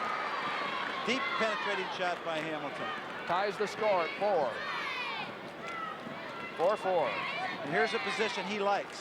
Feels good on top, likes to pull the arms in and get into the bar position. So he can chicken wing those arms and pull them back on the back. And that's where he feels good about it. Now he might let Ryland just sneak himself out a little bit so that he can use the leg to elevate him, turn him on over to his back with it. 1:02 to go in the second period. And it's a tie score. Hamilton of Emmetsburg against Ryland. Here he's in deep. Now he just pulls that leg back and a lot of pressure down on the hips in order to knock him back down to the mat. They were in different weight classes as freshmen, generally speaking. At least they were in the state tournament. Hamilton finished 4th at 112, and Ryland finished 5th at 119 last year. Well, he's giving him that arm again, or Hamilton's taking it away from him. This is a position that Hamilton is very good at. He puts that, what they call a bar arm or chicken wing on, rides on the opposite side, and then uses the half. He can be very good at this. This is how he gets so many falls. I don't believe he gave him anything on that. He didn't stop it. Yeah, you do have to stop. The official said no back points there. It's still 4-4 with 20 seconds to go. We're keeping our eye on the other matches. At AAA, Thomas leads Luton of Dowling 5-2, and Dowling's dim hopes for a team title are beginning to go a glimmer. And we'll check up on those team standings after this period on the 2As, which Emmetsburg has tied up. They're trying to get some personal glory here now for these young men. There's Emmetsburg, way up on top. They are, and you can see State Center moved on up just a half a point ahead of Cresco with that win that they had down there in those lower weights. So they moved into that 3rd place trophy gathering position. Back to live action again at this AA match at 126. Ryland is on top here with a tie score of 4-4. He started this period riding.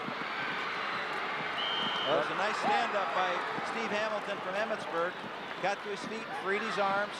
And has a 1-point lead and a 3-point lead on a takedown. Well, he came in a little high with his arms out. You know, just didn't quite get the arms in close, those elbows into the side. Hamilton just threw him past. So Hamilton has the position now. He's up by 3 and in where he wants to be with that chicken wing in. He's tough with that arm. He bars it. And Ryland has not been able to get it free. Stalemate. Referee Don Holmes felt that that wasn't going anywhere. Well, in the 8th, Schmitz from Don Bosco was winning his match 3-0 over Jeff Bakken from Northwood Kinset. You saw Hamilton react there with that shot for the big takedown to put him up by 3. And with a minute to go, there's a warning to the man underneath. He hasn't made his moves in continuity, so he's in a little bit of trouble with that. Giving up that arm again. Well, it's a tough match over at 3A. Now Thomas of Davenport is only up by 2. It's 7-7 now, as a matter of fact, at 3A. And I believe that Luton of Dowling is getting back points. There's a nice reversal by Ryland. Just got a little high, Steve Hamilton did. Ryland just sat up, came out the back door on him. But he's still ahead on the bottom, 7-6. Ryland's going to intentionally release him, try to get a takedown. It's 8-6. He has to have a takedown for a tie. And what do you know? Dowling is still in it. With back points, we'll hear more about that later. Luton of Dowling beat Brian Thomas 9-7. There's Ryland trying to get that takedown. And he's being held off, just being held out of there by Steve Hamilton from Emmitsburg. Doing a good job of just basically defending himself. Now he gets called for stalling. 5 seconds, only 4 to go. He hits that single to the side. He's got to free the arm of the whistle to score. He couldn't do it, and Hamilton is the state champion. Hamilton is the state champion from Emmitsburg by a score of 8-6. By the way, we were talking about Dowling. It is going to be Fort Dodge's title because the Dowling man had the pin. That's right. And he didn't do it. There's the winner. He's only a sophomore, so is Mark Ryland. You're going to see a lot more from those two, I have a feeling. Yeah, I'm sure of that.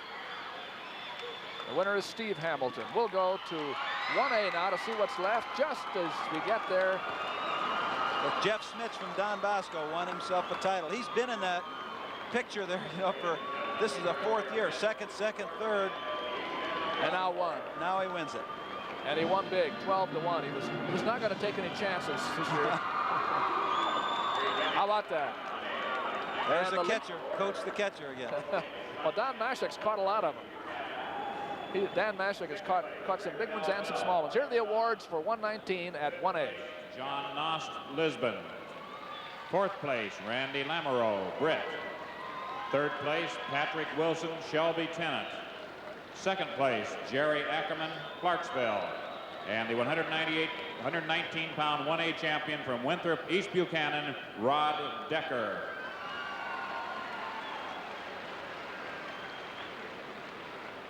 He's not going to smile until he gets out of there. Now he's going to smile big, I'll tell you. Rod Decker at 119. They've been looking for that state champion for a long time there, Doug. You bet. And I'll tell you, he's a little tired than some of the rest of them because he had to go in overtime. That's right. To beat Jerry Ackerman tonight. To finish an undefeated year. Now comes the 2A. You'll hear a big cheer here. Coach Bill Andrew of Osage. 6th place, Rick Doolittle, Webster City. 5th place, Mike Malcolm, Glenwood. 4th place, Darren Jones, Iowa Falls. 3rd place, Dan Beatty, Benton, Washington. 2nd place, Dan Sinnott, Albia.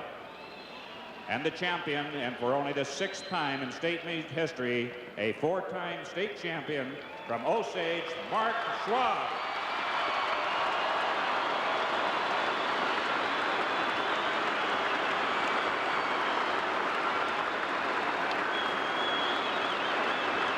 Again, they're on their feet in Veterans Auditorium.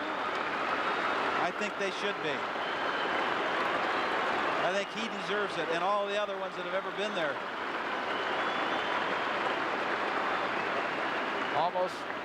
Well, maybe more than 13,000 people. I don't want to say what the fire marshal needs to know or anybody like. You know, it's a big crowd here in Veterans Auditorium. And you got as many people sitting down as you have standing up. Here we go. Washington. 3A. 6th place, Dean DiGiacomo, Waterloo West. 5th place, Darwin Hill, Des Moines Hoover. 4th place, Bart Huff, Cedar Falls. 3rd place, Dean Dornoff, Fort Dodge. 2nd place, John Moore, Marshalltown. And the 3A 119-pound champ from Cedar Rapids, Washington, Gary McCall. Gary McCall. He had a tough one tonight, but he did win his 2nd straight title. Let's go to Dean Borg for a floor report. Well, Doug, Don Bosco crowned another state champion here tonight. Jeff Schmitz, a 17-year-old senior, had been to the state tournament 3 times before, never got beyond 3rd at 119. That was last year. But this year, a state champion, as he defeated Jeff Bakken of Northwood Kensett, 12-1. At the end of the 2nd period, it was only 2-0, but he really poured it on in the 3rd period, and Jeff Schmitz came off as the champion at 126 pounds in Class A. What happened over on your mat, Dick? All right, Dean, we had a barn burner at 126 in 3A. Ken Luton of West Des Moines Dowling was trailing. He came up with 7 of his 9 points in about the last minute and a half of his match. The final score, Luton 9 and Brian Thomas of Davenport West 7, and it was a fantastic and furious finish. Okay, back to you, Doug. And it's a great personal victory for Ken Luton, but his team falls just a little bit short. We now know that Fort Dodge will win the 3A title for Don Miller, who is now retiring as the coach at the Dodger Town. It has to be a nice way to go out. It sure is. We're going out now to 132 pounds at AA, another Hamilton. You see the yellow of Emmetsburg out there. This is Pat Hamilton. He's gone 33 matches without a scrape this year. He's 33-0 against Randy Marlin of Preston, 34-2-1. Well, this is the 2nd time to the championship for Pat Hamilton. He was a champion last year at 126. So he's not a stranger. And at 1A, we'll be watching Dave Vogt, Gilmore City of Bradgate, against Mark Pogge of Tri-Center Neola. Vogt is undefeated this year. And at AAA, it's from Bettendorf, Scott Klein, and from Cedar Rapids Prairie, Brian Jeffords. So we'll check in with all those too as we go along here at 132 pounds in the Iowa Public Television live coverage of the 1985 State Championship Wrestling meet from Des Moines. Pat Hamilton in the yellow, Randy Marlin in the red with the black leggings. He's from Preston. Well, Pat Hamilton really has only had 1 close match all year, and that was in the semifinals when he had to go into an overtime in order to win. That's the only close match he's had. He's just very intense, doesn't do a lot of fancy stuff, but he stays very steady and understands exactly what he wants done. Both athletes just got warned for stalling, from inactivity. Hamilton is a senior. His brother was a sophomore in the previous weight. Well, Randy Marlin from Preston is after him. I asked his coach, give me some famous stuff about Randy. I could tell the people in there. He said probably the most famous thing I tell you is his dad's the guy that sold the Lion Cup to Harris, the heavyweight from Drake. And I said that's really famous. So turn that thing loose in here, it would make us all famous.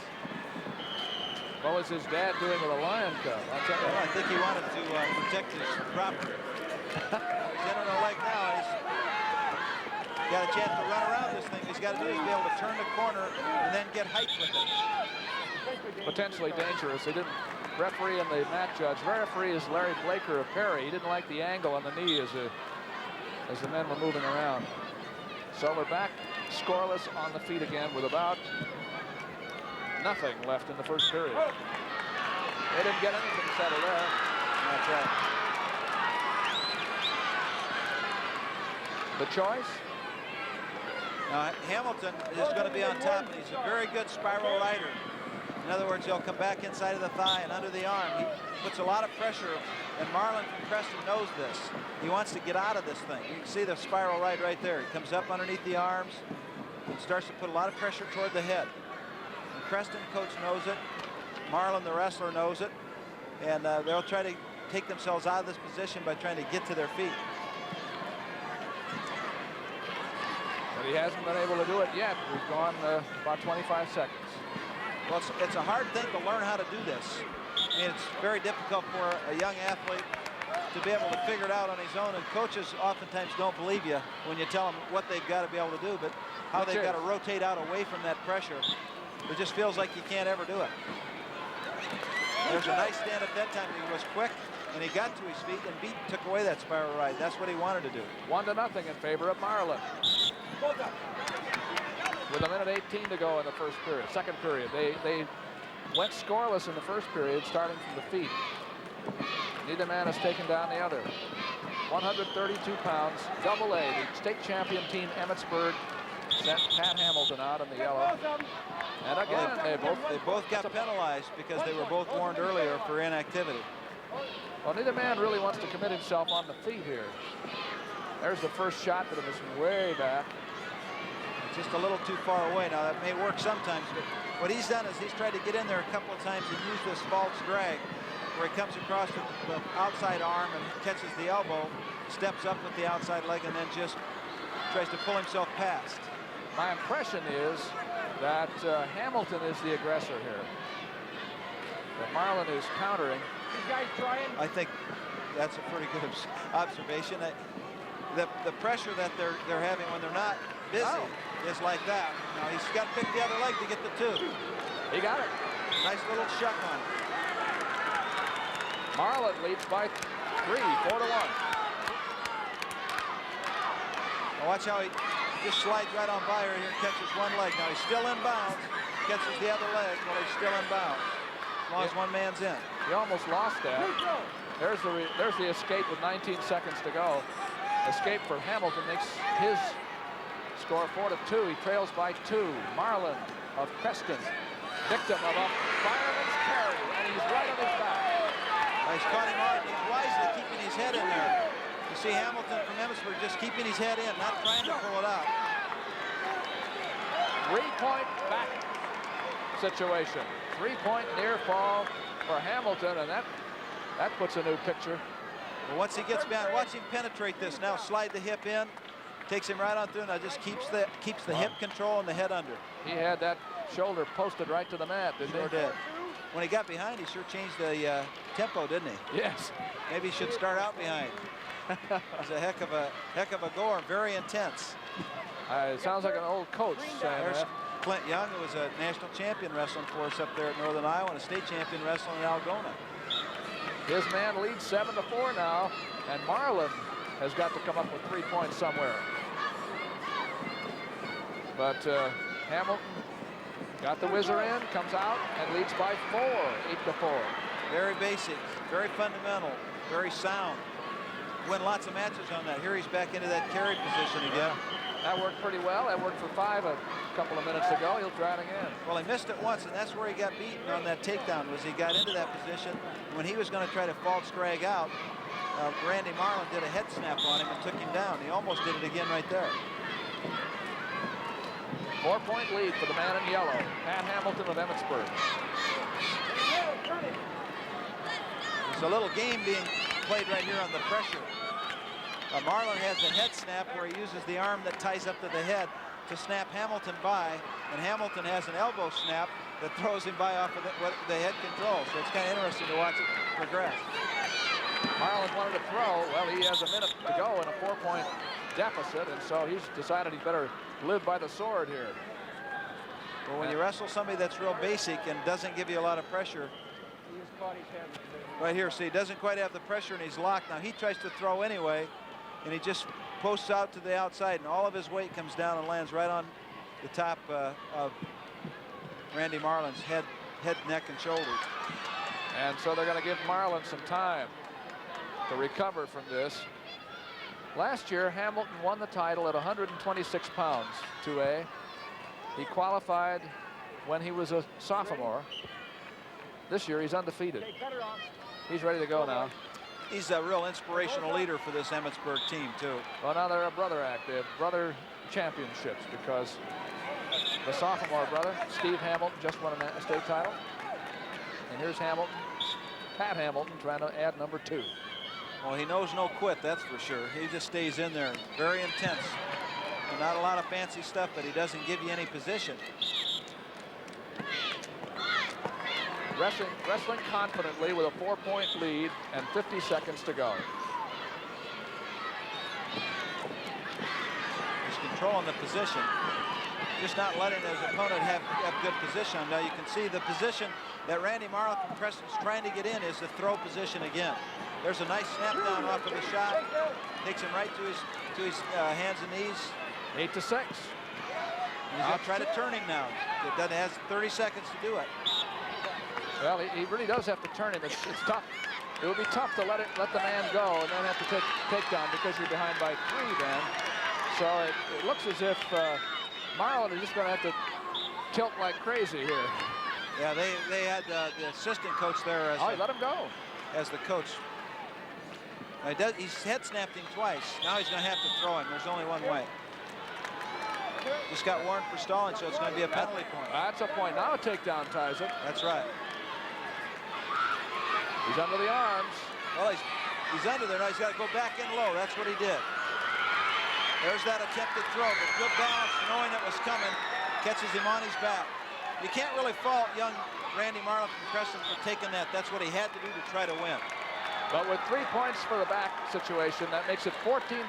People will look at that score tomorrow who didn't see the match and think it wasn't that close. No. But Marlin tried to throw at the end. Hamilton of Emmetsburg wins his 2nd straight state championship for the championship team. Emmetsburg. That's Pat Hamilton, his senior year of success, just as his junior season was in this sport. We're going up to 3A, which is still in progress. Scott Klein of Bettendorf, who is in the top position. I think both men are wearing black. Against Cedar Rapids Prairie's Brian Jeffords, who's on the underside. The score is 3-3. We have 25 seconds to go. 3-3, so watch it here. Klein on top, Bettendorf against Jeffords. Not much doing here with only 12 seconds to go. Now, can Jeffords get out? If he gets out, he wins. It looked like a horse race there. Trying to stay with him. On a situation like that, I expect if your horse starts getting away from you, you just run him right up into the crowd. You'd hang on too, wouldn't you? Well, the man could even literally break free and run off the mat as long as the other man was right behind him and he hadn't turned to face him. You still wouldn't give the points. 3-3. Now 2 seconds, 1 second. We're going to have an overtime here, Chuck, at AAA. Just to let those ulcers bleed a little bit more for these coaches. The final score at A was 8-4 in favor of Dave Vogt of Gilmore City Bradgate. He finished an undefeated year by winning a state championship. That was in A. We'll get a report about that a little bit later. You're watching.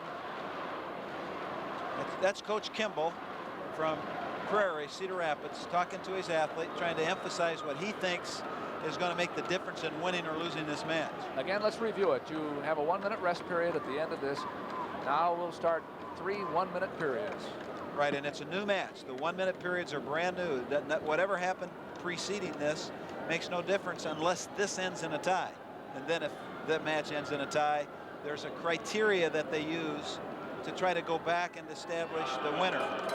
If the criteria for the overtime doesn't make a decision, then they'll go back to the regular match. Well, the first piece of criteria, the criterion that's used is penalties for unsportsmanlike conduct. Anybody gets penalized anywhere for unsportsmanlike conduct, not often used, he loses.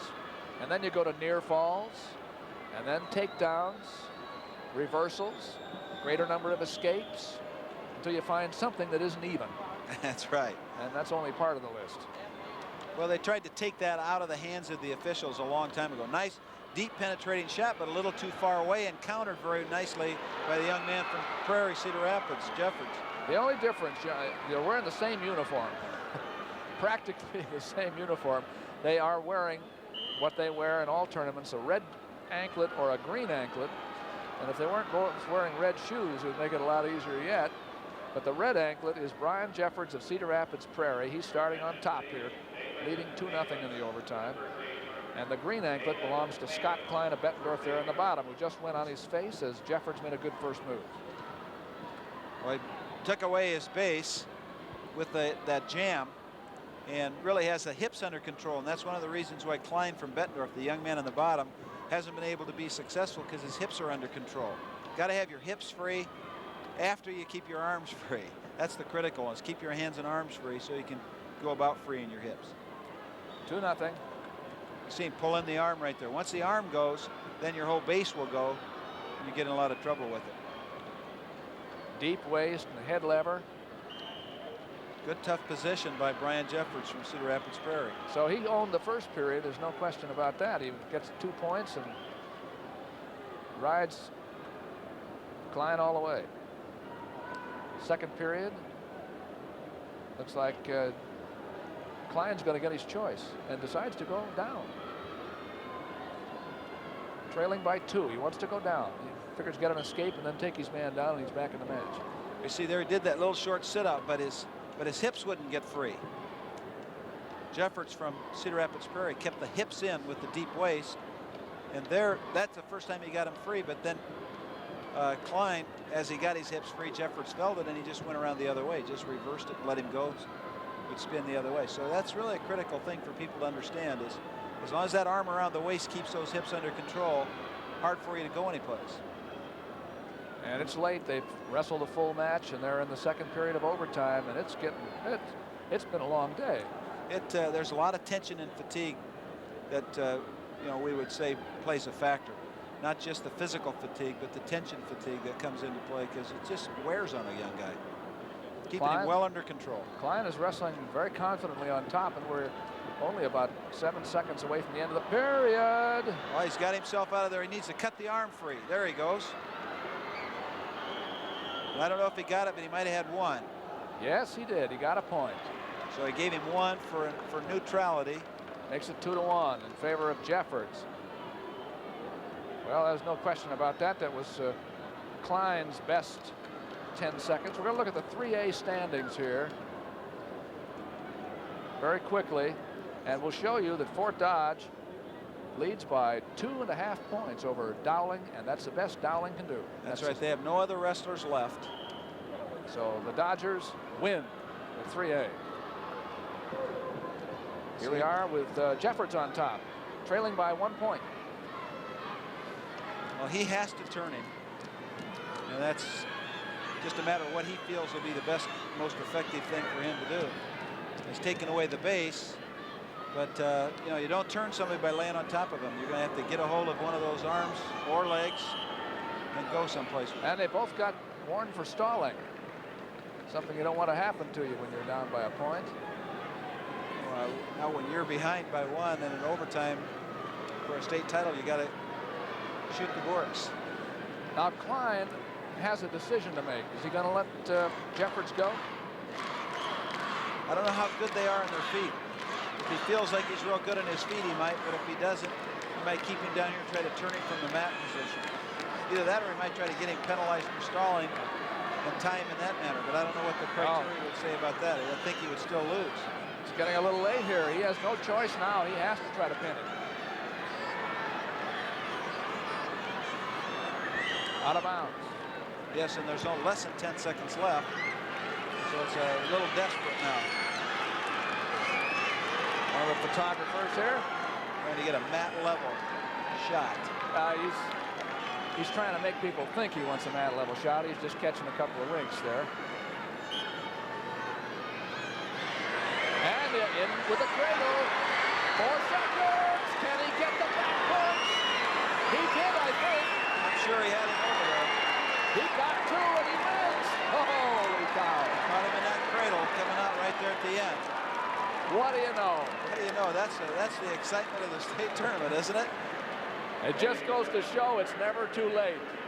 Young Scott Klein. Now, that was very important because it was between Cedar Rapids Prairie and Bettendorf, the 2 teams that are just a half a point apart for 3rd place. For 3rd place. There's that cradle. Caught him, driving him on over through, has him toward the back, still in that position. then the referee gets hit with a towel right there.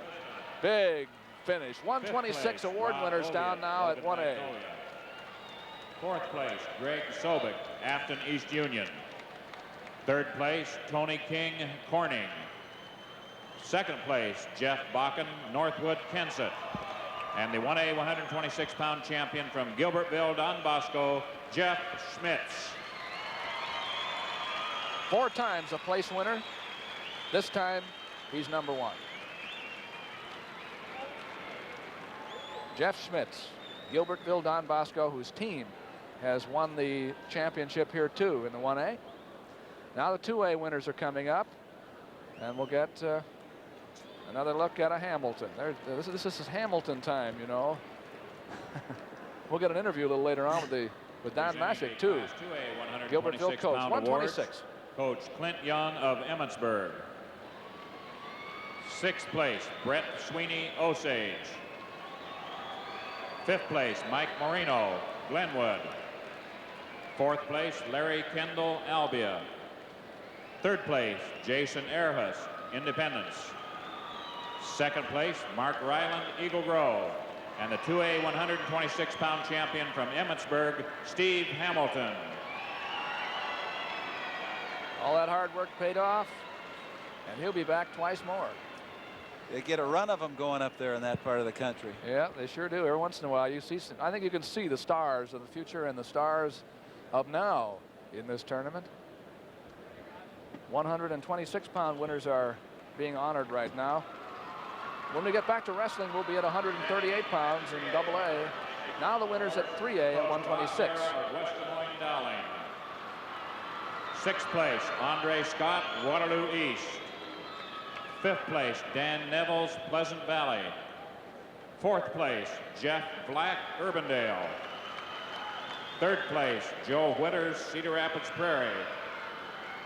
Second place, Brian Thomas, Davenport West.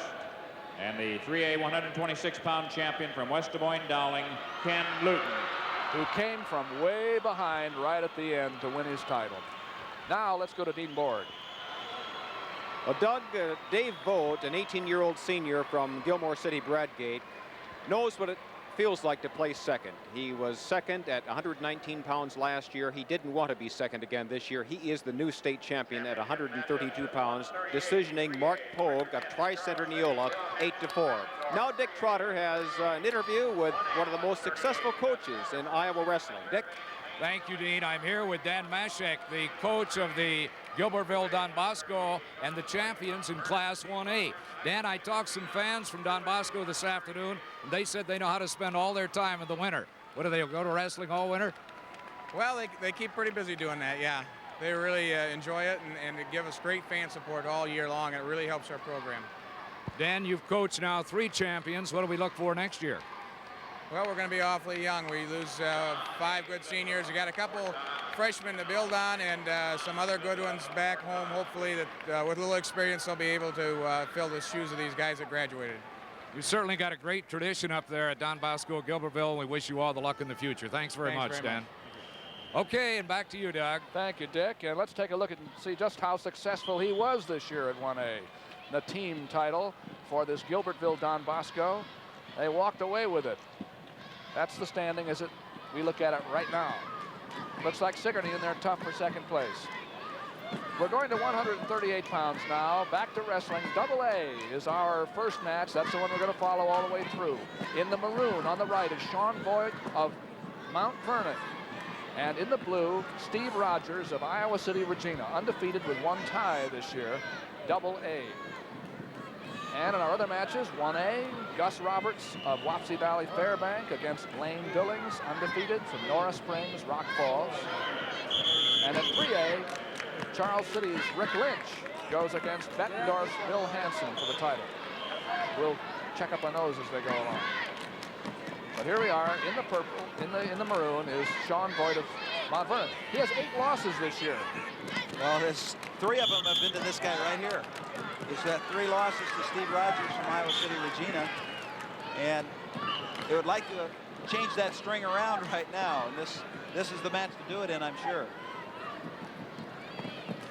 You know, Sean Vogt Voigt has only won one match, or excuse me, one tournament in all the wrestling that he's done all the way through high school. He has one tournament win, the conference in 1984.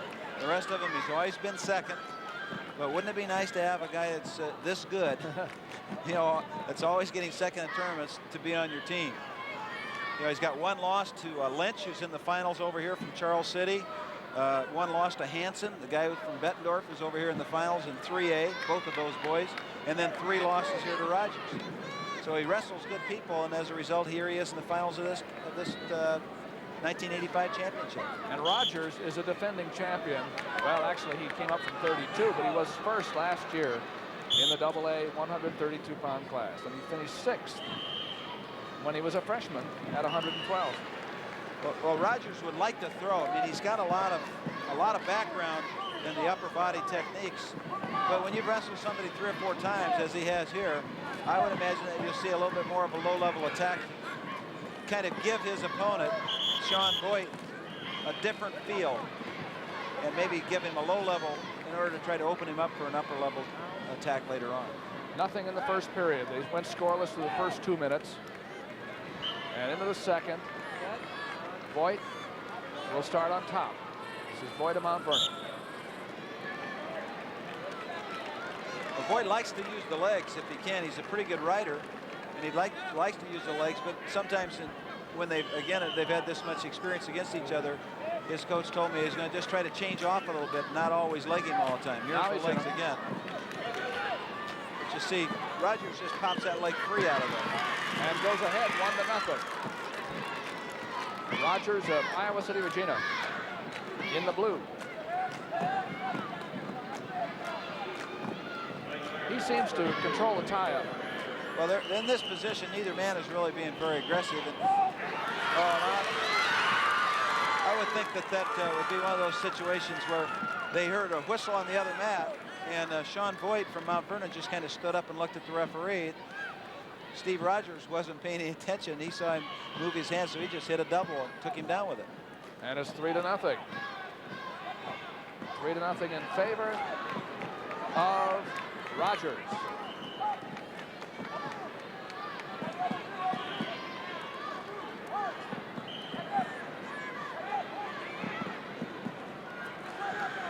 Controlling his man, Voigt, from the top. He has a 3-point lead. Well, he's got a lot of experience. You know, in his wrestling room, he catches some of those ex-Iowa wrestlers who have student teaching, or they're working in town. They just want to work out and help some boys. So I'm sure he's had some opportunities to wrestle with some of the other people. Yeah. Don't stop until you hear my whistle, okay? Keep wrestling. I'll be sure that you stop. That's referee Dwight Spangler from DeWitt. Over at 1A, it's Lane Billings of Rock Falls, leading 3-1 over Gus Roberts of Wapsie Valley Fairbanks. Right at the end of the second period. Well, in the 3A match, Bill Hansen from Bettendorf's winning 7-1 now over Rick Lynch from Charles City. And here at 2A, we see Rogers of Iowa City, Virginia in the blue, 3-1, leading over Sean Voigt of Mount Vernon, who scored an escape. His first point. We're into that last period. Now is the critical time. They just start the last period. Voigt is down. Rogers begins up. Voigt's a junior. Rogers is a senior. Voigt likes to stand up. He wants to get to his feet. If the man locks tight on him, then he uses a switch, and if he doesn't, he likes to use this whizzer you see him in right now, because he can't throw out of there. If the man stays in too tight, he can use that position to throw. It's a 1-point match now, because Voigt's behind now, only 3-2. Now both men, as I indicated, have some freestyle experience. They do like upper body. They've been here with each other. It'll be interesting to see if they stay here and go with it, or if they just waste time. Out of bounds. Came close, didn't he? Yes, he did. It's 3-2 with about 1.5 minutes to go. It's like they're testing each other to see if they can or not, and what one man's going to have to do is go ahead and hit it. Voigt went after a leg on an outside single, but the leg wasn't there when he got there. Well, they wrestle close, So it'll be interesting to see. You know, these have been 2 points and 1 points. You know, matches, 1 overtime. So they're fairly evenly matched. Referee thinks they're going to have to get active here. He doesn't like that position. Stalemate, he calls it. Get after each other. Referee Spangler puts him back up in the middle. 3-2. The man on the left leads by 1. The man in blue, Steve Rogers, undefeated this year with 1 tie. Back in on a double now. Nice. He countered him out, then came right back in on his own shot. That's going to be a matter of who can control whose hips right here. You can see Voigt in. It's just put him down. Good hip control. Good call there, Chuck. That was, he lost his hips, and he now goes up 4-3. It's Voigt leading Rogers. Well, he's not in good position here, sitting on his hips. He's going to have to try to improve this and either get a stalling or stalemate call in order to get out of it, because he don't wants to sit there in his hips. Well, he got one almost as good. He got a potentially dangerous call. So now watch him try.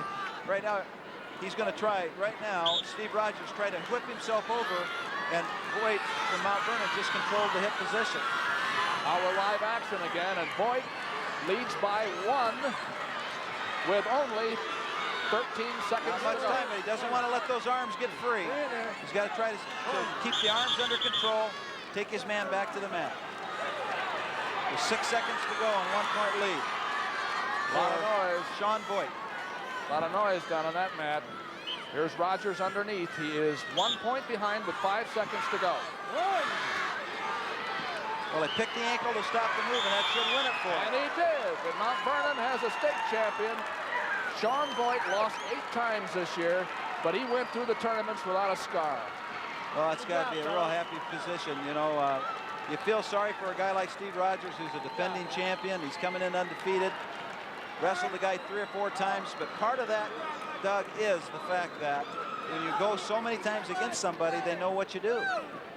Sean Voigt wins it by a score of 4-3 in a dandy. We're going to go over to 1A, which is still in the last 20 seconds. Gus Roberts and Lane Billings. The score here is 5-2 in favor of Billings of Rock Falls. And he is the man on top as they go back to the referee's position. He has a lead of 3 with 20 seconds to go. Roberts of Fairbank needs 3 to catch him. I don't know whether he cautioned him or penalized him. He must have penalized him because a point came up. 5-3. 5-3, a reversal would tie it. Hey, you don't want to give away those points. They could come back to haunt you. He's got him under control here on the edge. When he stays on, his opponent's just off the edge. Gus Roberts, 26-1 coming into this match. Lane Billings undefeated, but with 1 tie in 30 matches. And Billings leads. He's on top. 138 pounds, 1A. We'll tell you about that Lynch and Hansen match in a little bit here, too. At AAA. It's over. They did stop him, and they did win it. The winner is Lane Billings. He had 3 falls and then that decision in this tournament. The rest of a hot tournament, didn't he, Doug? Yes, he did, and he wins. Well, let's go to the awards now at 132 pounds, 1A. 32-pound awards, Coach Bruce Eastman of Gilmore City Bradgate. 6th place, Robert Furch, Conrad BCL. 5th place, Tim Garrels, Keosauqua Van Buren. 4th place, Jeff Frost, Gilbertville Don Bosco. 3rd place, Jeff Holloway, Lawton Bronson. 2nd place, Mark Pogge, Tri-Center Neola. And the Class 1A 132-pound champion from Gilmore City Bradgate, Dave Vogt. Dave Vogt, undefeated this year, and the state champion for his coach Bruce Eastman. We still have a lot of wrestling to go tonight in this live coverage by Iowa Public Television of the 1985 Iowa State Championships. We saw a 4-time champion crowned tonight. Class 2A 132-pound awards, Coach Clint Young of Emmitsburg. 6th place, Ted Fox, Osage.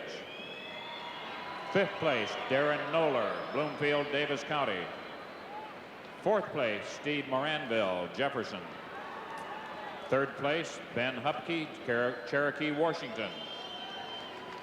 Second place, Randy Marlin Creston. And the 2A 132-pound champion from Emmitsburg, Pat Hamilton. Another undefeated year. A second straight championship for Pat. He might well smile. That's 2A. When we go back to wrestling, after these awards are over, we'll be at 145. And we'll see another undefeated wrestler, Bart Chelsvig of Webster City. Now the AAAs are coming up at 132. Bettendorf and Cedar Rapids Prairie wrestle the final here. Awards, Coach Frank Freeman of Bettendorf. Sixth place, Steve Van Arsdale, Waterloo West. Fifth place, Scott Engelman, Mason City. Fourth place, Dan Clothier, West Des Moines Dowling. Third place, Pat Waters, Iowa City, City High. Second place, Brian Jeffords, Cedar Rapids Prairie. And the 3A 132-pound champion from Bettendorf, Scott Klein. Fine history at Bettendorf. They've had some state championship teams. That's 132, the awards. And we're going to have a floor report from Dick Trotter. All right, Doug, and Coach Frank Freeman of Bettendorf has got himself another champion. He's an experienced senior, and he won tonight. Bill Hansen, 8-3, big over Rick Lynch of Charles City, the junior. Bill Hansen came on strong in the middle period when he scored a reversal and a three-point near fall to become your 1985 3A state champion at 138 over Rick Lynch of Charles City. Now, here's Dean Borg with an interview guest. Well, you've seen this young man before tonight. He was jumping all over the place with hands in the air. He's a four-time state champion. He's Mark Schwab of Osage. Mark, was the pressure on more tonight than it ever has been before because of what was at stake? Yeah, I think it was. I never felt like I did before, all the pressure, and I knew there was a lot of people watching. And how do you deal with it? What's your routine during the day? I just tried to stay away from the vets so I didn't get bogged down, and run a little bit during the day and just stay loose, don't eat too much, and just get pumped up. You've got a lot of good fans here. They were on their feet. They're the best fans in the world. You bet. Let's go back to Doug Brown. Thanks, Mark. Thank you, Dean. And that's our four-time state champion, the sixth ever, Chuck. Now we're at 145, and we're still at AA. We'll be switching over to the AAAs starting at 155. And here we have, well, there's a familiar name. Somebody from UNI, certainly, where a brother, I believe, wrestles, doesn't he? This is Tom Weatherman of Ballard of Huxley against Bart Chelsvig of Webster City at 145 pounds. Weatherman of Ballard of Huxley.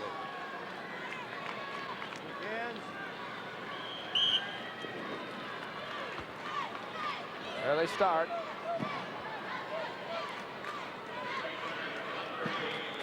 We'll show you the other matches too along the way. We have Rod Frank of Highland Riverside at 1A against Dan Johannes of Pocahontas. Pardon me for giving me the wrong name there, by the way. Tim Weatherman. Tim, Ballard of Huxley. AAA at Cedar Rapids Prairie's Jay Heineck, trying to cap an undefeated season. If he beats Keith Freese of West Des Moines Valley, he'll do it. And they're in AAA. Keep an eye on those along the way. Tim Weatherman of Ballard of Huxley, just up the road from Des Moines, against Webster City. Bart Chelsvig just a little farther up the road. I think maybe the interesting fact for the people to understand in this match is that Bart Chelsvig from Webster City, father is Tom Chelsvig, who was a state champion for Eagle Grove way back when, and in fact was the first state champion that Coach Bob Siddons, the legendary coach at West, ever coached. So Bart's father, Tom, was Bob Siddons' first state champion. Here he is as just a sophomore, 31-0, very calm and cool. In fact, the only loss that Tim Weatherman has suffered all year was to this man in the finals of the district. Now, we want to point out, too, that Tim Weatherman is in the red. Ballard of Huxley, the Webster City, is in the purple. He's the man out of bounds with the yellow knee pads. We apologize. We've lost our graphics. In other words, we've lost the letters and the words down at the bottom. We won't be able to show you the scores on here just for a little while. We'll try to tell you, keep you in track of it as much as we can. A beautiful move by Chelsvig, and the fireman's carry got in two with 30 seconds to go in the first period.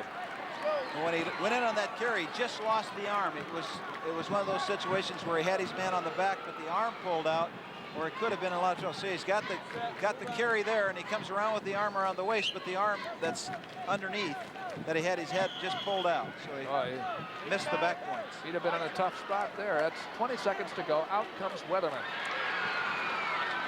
Weatherman likes to hit into this low-level attacks, and Cheselvig, of course, has countered him now with a front headlock, but he's very difficult to penetrate when you come from that far away. The first period is over.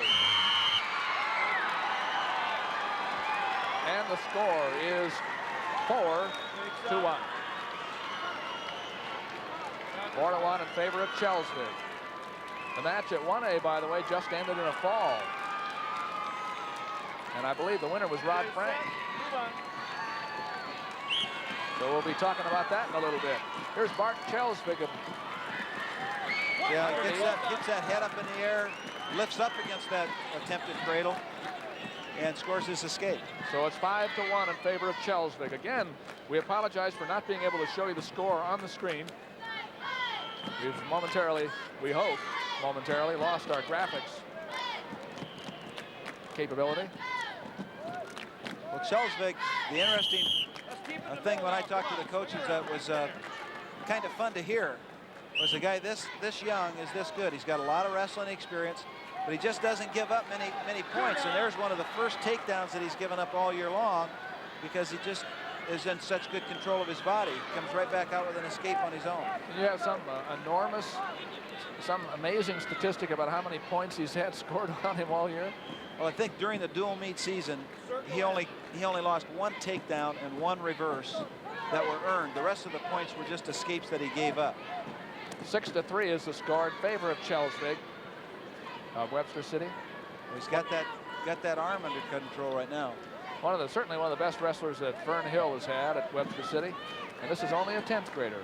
That said something, a 145-pound 10th grader who's this strong. Yes, that is. You don't find many boys that get this far when they're in 10th grade to come all the way to the finals is really quite unusual. Most of our 3- and 4-time state champions start out in the lighter weights. So here's a young guy that's starting with the potential to be, if he wins this match, to be a 3-timer by starting clear up here in the middle, 145.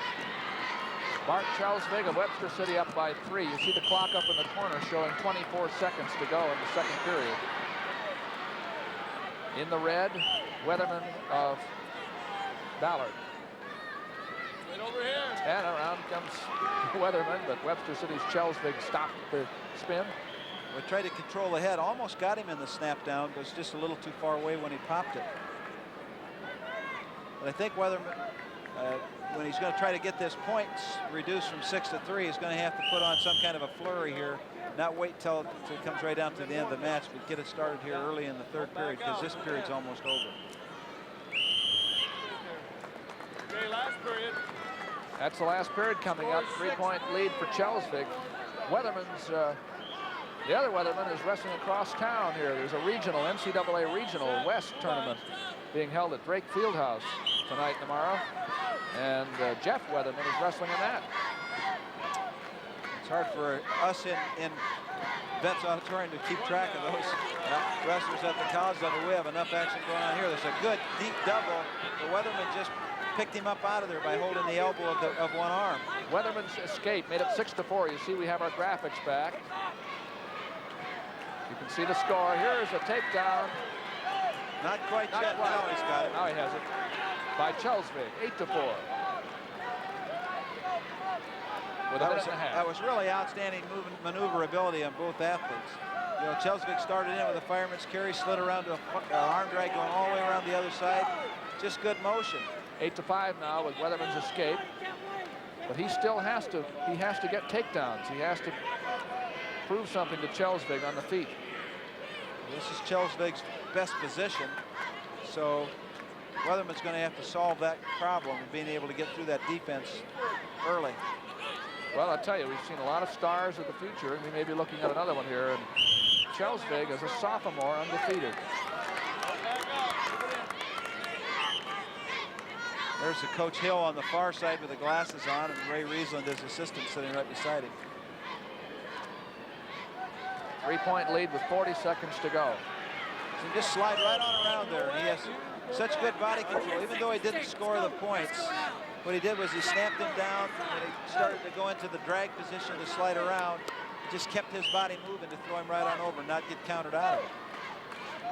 He has real good body control. At 1A, we had a pin, as we said. Rod Frank of Highland Riverside pinned Dan Johannes of Pocahontas for the title.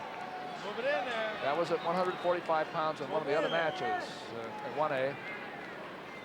And Keith Fries from West Des Moines Valley is leading Jim Heineck from Cedar Rapids Prairie 8-3 now, with 30 seconds left to go in the last period. And Heineck came into this meet undefeated.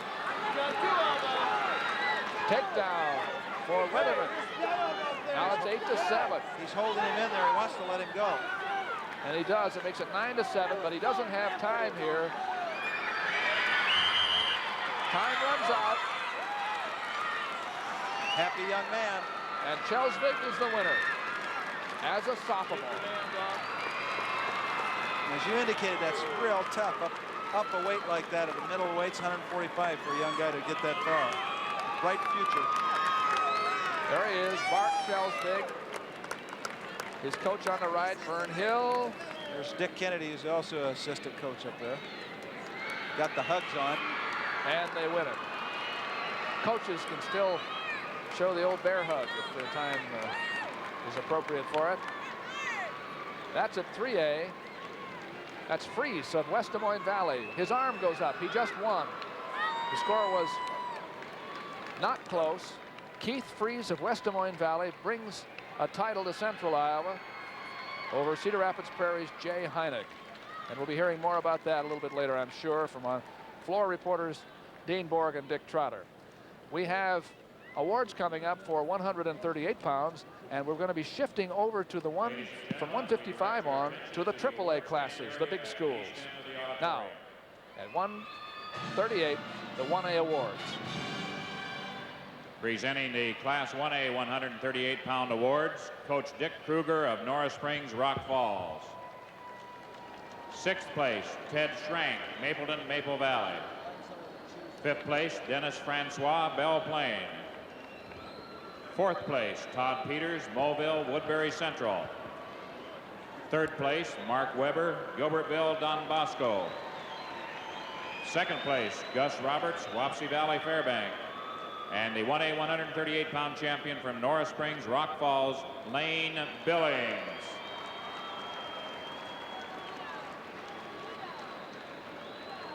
There he is. Won a tough one tonight, but he won it, and that's the big thing. State championship at 138 in the Class A division. We're looking at the team standings. Looks like Bettendorf has managed to jump up into 3rd place. Yes, they've creeped up there and now have about a 5-point lead over Cedar Rapids Prairie, so they may be taking home some medal. This is 2A. 6th place, Scott Atchison, Cascade. 5th place, Sean Ellingson, Nevada. 4th place, Craig Lyons, Atlantic. 3rd place, Monty Andreessen, Audubon. 2nd place, Steve Rogers, Iowa City, Regina. And the 2A 138-pound champion from Mount Vernon, Sean Voigt. And he won a thriller to get his championship. He came from behind, never say die. Yes, after losing 3 times during the year, that's another good message to be sent to a lot of young guys. Lost 3 times to the same man and then came through. And beat him in the finals. And we have yet to show you the champions down through 6th place. What do they say? You only have to be the best the day they wrestle the tournament? That's right. Champions are people who win tournaments. Awards, Coach Frank Freeman of Bettendorf. 6th place, Joe Garvey, West Des Moines Dowling. 5th place, Mike Porter, Ankeny. 4th place, Curtis Wright, Boone. 3rd place, Tony Newsel, Iowa City West. 2nd place, Rick Lynch, Charles City. And the 3A 138-pound champion from Bettendorf, Bill Hansen. That's Bill Hansen. He lost 4 times this year, but he went fine through the tournament. Now let's go to Dean Borg. Rod Frank, an 18-year-old senior from Highland Riverside, is the new 1A champion at 145 pounds. He said, I don't know how I did it. I just caught him off guard. That's how he explained how he got the advantage over Dan Johans of Pocahontas here in the first period. But he got it by a pin with 1 second remaining in the first period, and that was it. Rod Frank, the new champion, at 145. Dick? Okay, Dean, in the 145 3A division, Keith Freeze tonight of West Des Moines Dowling locked his hands. But it didn't matter. He had the match won 8-3, and he wanted to make darn sure that he didn't lose Jay Heineck of Cedar Rapids Prairie, who was third last year. So this year, the junior Freeze wins 8-4 over Jay Heineck of Cedar Rapids Prairie. Back to you, Doug. And Valley takes home a champion. Now we go to 3A, and we're already underway. It's Indianola's Mike Boland against Waterloo East's Johnny Scott. And he's already down with a 2-point takedown. Scott got a quick one here. Johnny Scott undefeated in 29 matches. He leads 2-0. This is our feature match. At 1A, we also have Jeff Kelly of Britt against Randy Lent of Postville up there in the right-hand corner. They just started. There's a reversal now for Boland in our match. I don't know if he got back points or not. No, he didn't. And then at the AA level, we'll have Sean Nessa against Brad Coulon, and that's a rematch. They've been after each other all year. Eagle Grove against Algona. That's for sure. You've seen some real good athletic talent while we were lining up the other matches for you that were going on. That's the 2A we were telling you about. Nessa and Coulon. They've wrestled each other several times this year. The Algona man just got a takedown in that one. Now, in our match here, 4-2 lead for Johnny Scott of Waterloo East. He's the man in on the leg right now, starting from the top. Well, he did the same thing last time when his opponent, Mike Boland, stood up. And he stepped in to trip the leg, only that time he stepped in the other way. Boland stepped over top of him, almost reversed him to his back. Now Scott's back in control, trying to get out in front. He'll wrestle a wide open match. He's been here before, Doug. Been fourth, second, and second. So this is his third time into the state finals. Well, he's not shy. You can see he's not going to wrestle back in the parallel position. He went right out to the side. Oh, he's a small 155-pounder. He only weighs around 150. Just doesn't like to cut weight. So he was in the finals here last year at 155 because Krieger from Mason City was down there at 145, and I think they were looking at the potential to win state titles. Moved him up, and he got there and just lost a real close match. Here he is back again, really kind of uncontested to get to this point in the tournament. And Mike Boland from Indianola is just doing a good job on it. Well, Scott is controlling the hips, and he managed to stay in the position. 4-2. It looks like he's developed some discipline. You know, he had a little bit of that problem in the past, and as long as he controls his body, and that's what I mean by the discipline, controls that body, doesn't let it just get flying around. He's a good athlete. He knew where he was in that position. That's right. And he leads by 2 with only a second left. There's the end of the first period. Good match. Two good wrestlers. To get to this point. Well, at 155, Kelly from Britt is beating Randy Lent from Postville 2-1 at the end of the first period. Coulon of Algona leads Nessa 2-0 at AA too, by the way. And here at AAA, Scott starts the second period on top. He's won 3 decisions. Boland has won 2 decisions and a fall in their previous tournament outings. And Boland gets the escape. It's now 4-3, but here comes Scott for another takedown. He goes up by 3. Well, he hit a real hard snap down, something more wrestlers should do. Just took him out of that tie-up position with a good snap down, took his legs out of the way, and then spun in behind him for 2 points. He just intentionally releases him. 6-4. He's confident on his feet, obviously. Well, both young men like to throw. Johnny Scott from East and Mike Boland from Indianola will throw. They like to be in this position. There, he takes him down. Scott tries to throw, he just drops his hips. 6-6. Good move by Boland. Got a little bit more range on him, I think. So he gets under and jacks him straight up in the air and just steps in a trip. Scott wanted to throw right when he stepped in, but he just dropped the hips, took the throw potential away. So Scott, with 1:22 to go in the second period, is in the down position, and it's a tie. Bolin went right back to the ankle to cut off the first move. He's going to have to move up here. Well, he likes to leg, you know, and he'll take away that ankle to take away Scott's first move and then put the legs on and then try to put him down and use the legs to turn him over.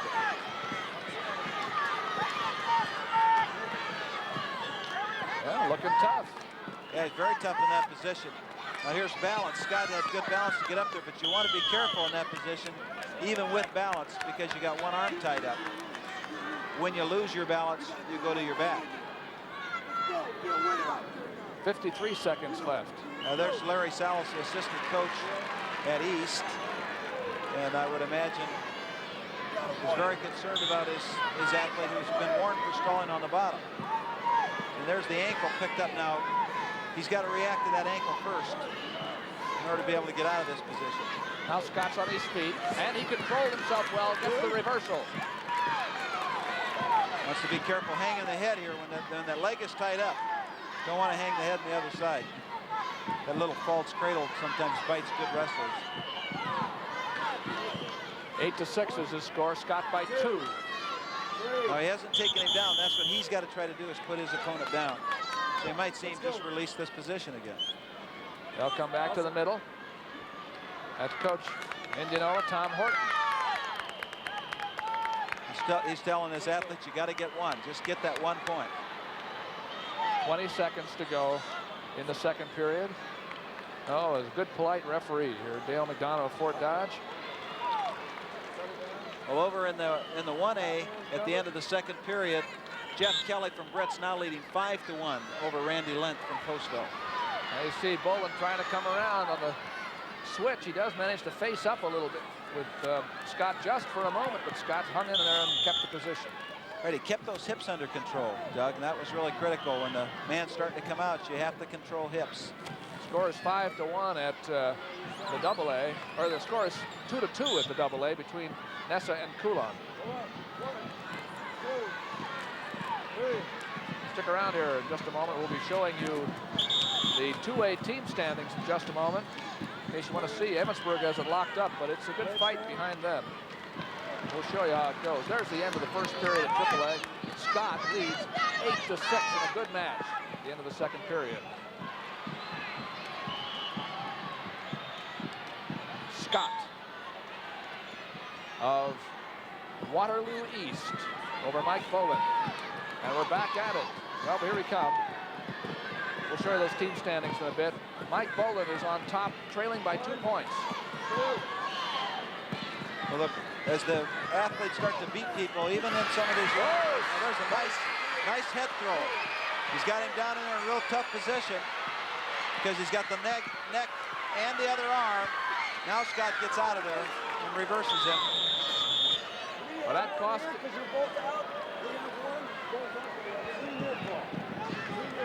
Escape is given, no reversal. So what he's done is he's given a 3-point near fall. Now watch him just block the leg, whip it, catches him right to his back, holds him in that position for the 3-point near fall. And when they come out of it, Scott gets 1 point for an escape because there's neutral. And now it's 9-9. 9-9. We've got a barn burner here at AAA between Bolin and Scott, and they're on their feet, even up in a minute and a half to settle it. Well, that's close to make it exciting for people. Remember, both athletes like to throw, and I don't think this is the time either one of them should. You're hot, sweaty, a little tired. That's more for conventional. There's a nice deep stepping shot for Scott for the takedown. It's a good, solid, workmanlike takedown by Scott. Remember, he hasn't lost this year. That's where you want to be in that low level, where he takes in that step. And he leads 11-9. We have 2 good matches going on the other mats too, at 1A and 2A. It's 4-3 in favor of Nessa at AA with about 10 seconds to go. With 30 seconds to go at 1A, it is Kelly of Britt leading Lent 5-3. Scott. He stopped that first move. And now as he puts the legs on, now this can be dangerous with a man with a little bit of length unless you're very effective. Well, you've got to be able to do something with these things, and you can't get in trouble hanging over the top.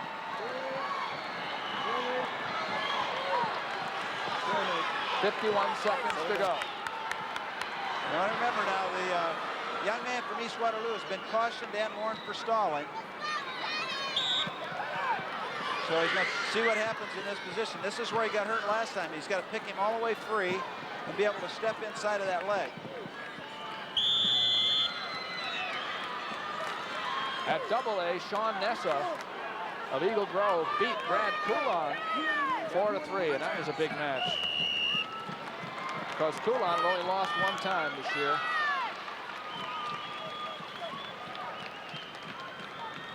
Well, it's going to move Eagle Grove up a few more points in the standings. But and Jeff Kelly beat Lent in 1A. Jeff Kelly of Britt. Well, here's where he got in trouble last time. This is exactly what Mike Bowen from Indianola did last time. Got back in there now. There's still no change of control. Got to be careful with the hips. You get those hips down on the mat, you can get in trouble. Out of bounds with 22 seconds to go and still 11-9. Nessa, who had 9 losses this year for Eagle Grove. I know he'd lost 3 times in a row. Talk about how many times you wrestle the same man. He'd lost 3 times to Coulon, 1 in the districts, and he beat him again here. So he can't. He was lost to him once 10-1. It's never over. Here we are. Now that's an intentional release by Scott. And it'll be interesting to see how this goes right at the end. It looks like he's trying to stall out the match rather than continue to wrestle aggressively. And a guy like Bowen, it could be in trouble. And he gave it. Bowen got it. Well, he just tried to sit down on the edge and pull him off, and the man's knees were on. Bowen leads by 1 with 2 seconds to go, 3 seconds to go. And Scott is sitting on the edge of the mat in disbelief. Well, he tried to stall. That's what it looked like. You know, it's like he was just trying to stall it out. And instead of fighting that offensive effort, he just tried to back off the mat, and then Coulon sunk his hips. He had 3 seconds to get out, and he's not going to do it. It's Bowen. Come from behind, the state champion.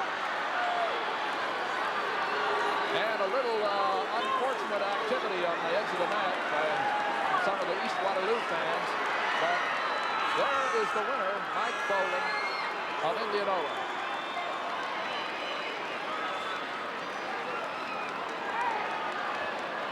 (12-11).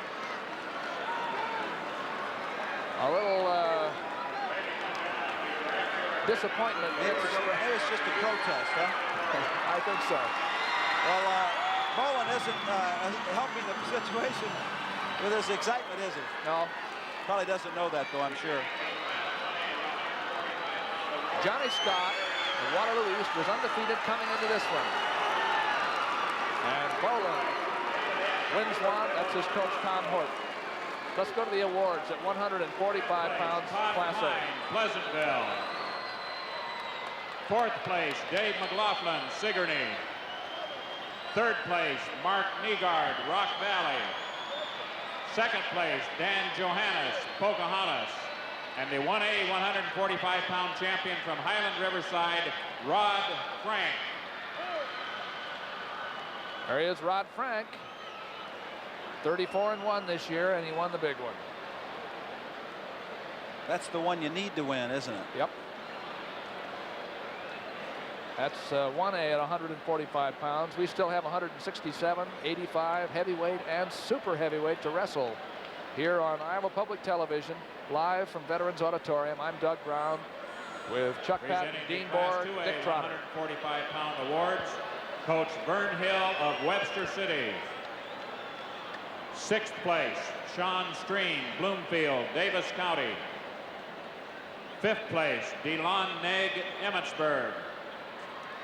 4th place, Rick Begog, Cresco, Crestwood. 3rd place, Tony Demeroth, Norwalk. 2nd place, Tim Weatherman, Ballard Huxley. And the 2A 145-pound champion from Webster City, Bart Chelsvig.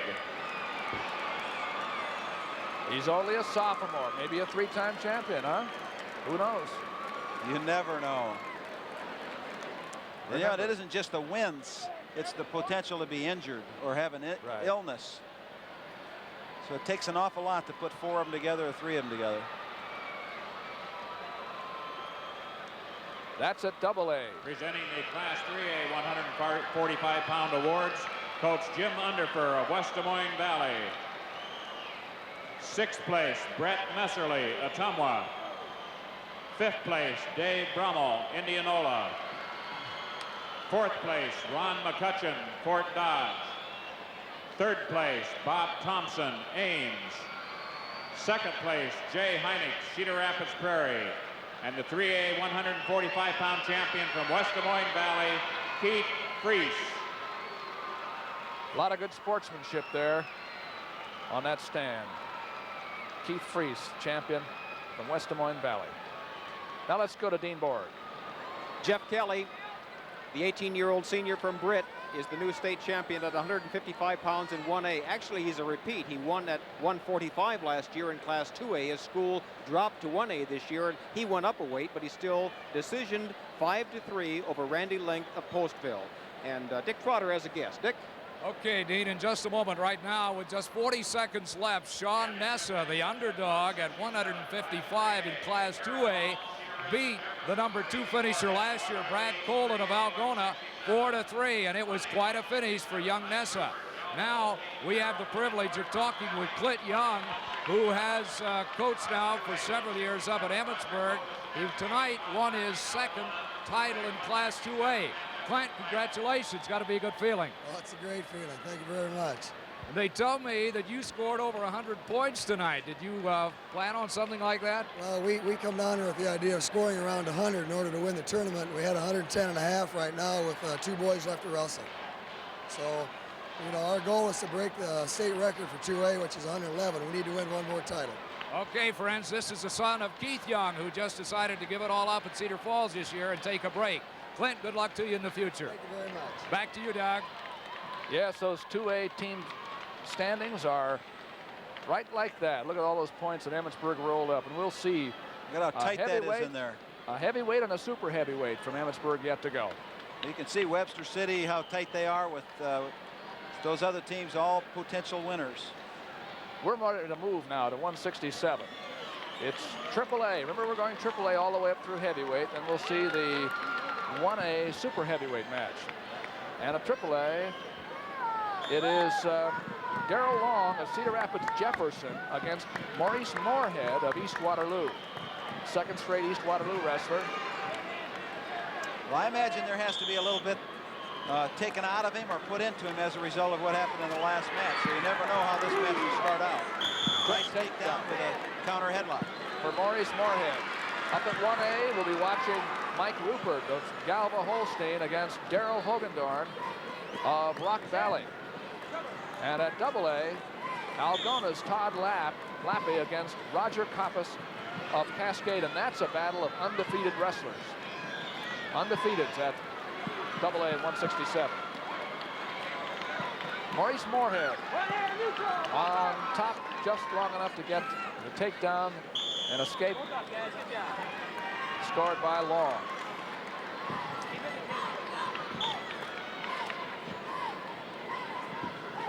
Long he had a 1-point decision in his first match in the tournament, then got a fall and won in an overtime by 1 point in the semis.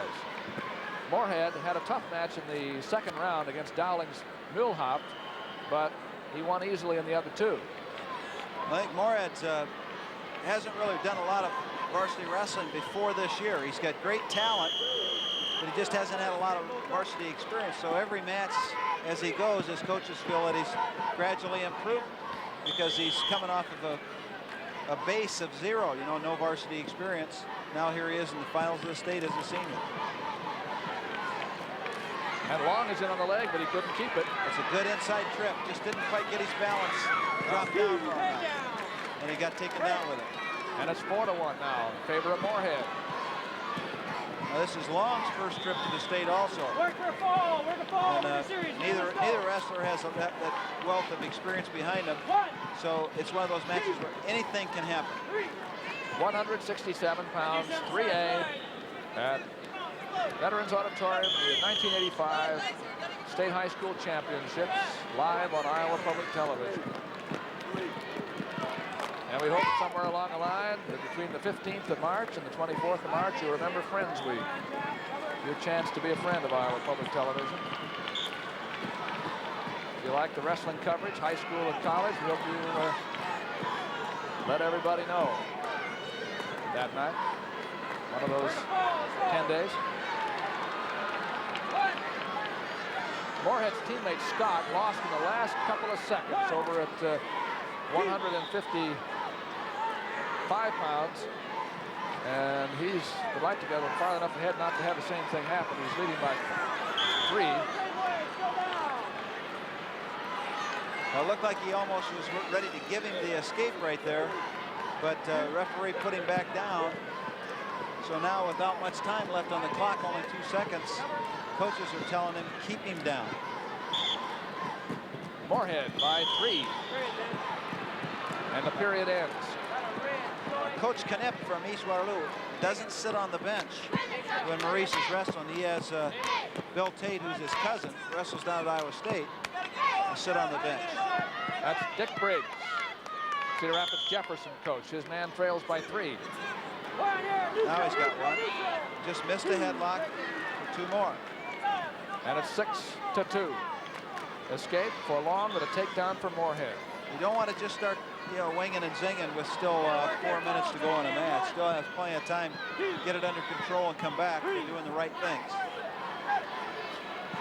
Yeah, Moorhead does have a lot of talent. It's now 6-3. Well, he tires a little bit. He does fatigue some. He's given up points late in the match right here. Just gave up 2 more. 6-5. He just has a little bit of trouble pushing himself in the 3rd period. Got that talent. Gonna have to do it now. A 6-5 score in favor of Long, in favor of Moorhead over Long, but there's still about 1 minute and 18 to go. Look how he just lifts the hips, clears them, then comes on in behind now. Darrell Long from Jefferson has a good spiral. He'll try to jump into that right away. He's pretty opportunistic, but by a spiral, I mean he'll block on the thigh, come in underneath the arm, and then if he can, he'll use that. He just got a little high. Just jumped it too fast that time. Yeah. Moorhead just popped up out of there and scored a reversal. Like he went for a cradle at the most inopportune moment, and it's now a 3-point lead for Moorhead. There he's trying to put his arm out over in a hip ice, just almost got caught in his back with it.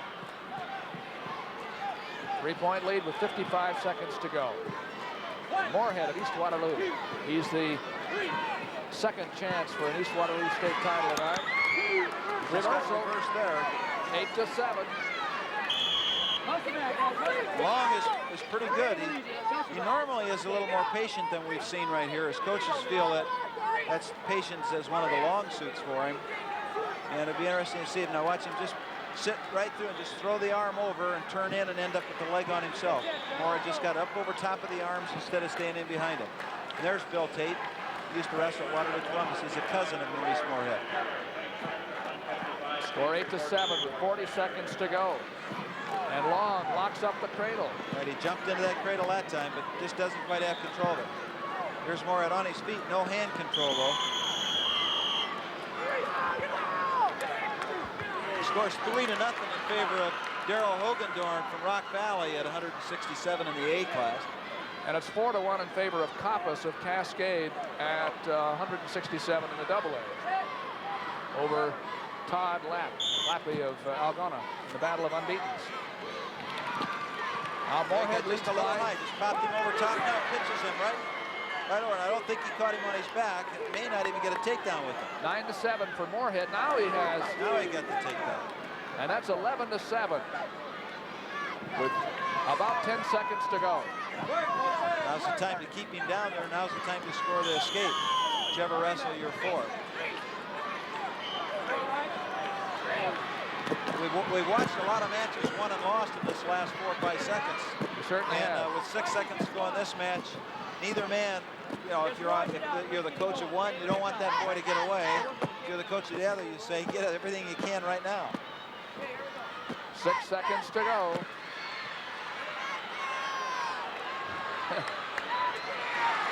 And Daryl Hogendorn from Rock Valley now leads 6-0 with 40 seconds to go in the last period. And Mike Rupert from Holstein. The double-A match is just about over, and it is over. It's 5-3 for Coppice.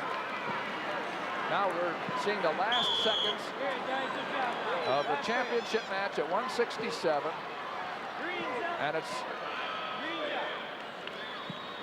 well, it's 11-7. 11-7. Maurice Moorhead from East Waterloo is leading Darrell Long. I thought it was, there are the team standings. Fort Dodge over Dowling, but Dowling can score no more, so Fort Dodge wins. You can see Bettendorf's just nudged ahead of Prairie in there. For third. Now in the third period, I lost track of a period here, Chuck. Somebody should have jogged me a little bit. Well, Moorhead is trying now with this last period to go to beat the legs. What he wants to do is clear the edge of the mat right now and get a faster start, I'm sure, so that Darrell Long can't put the legs on it. 4-point lead for Moorhead. He's on the underside of this situation. I think he was just warned for stalling.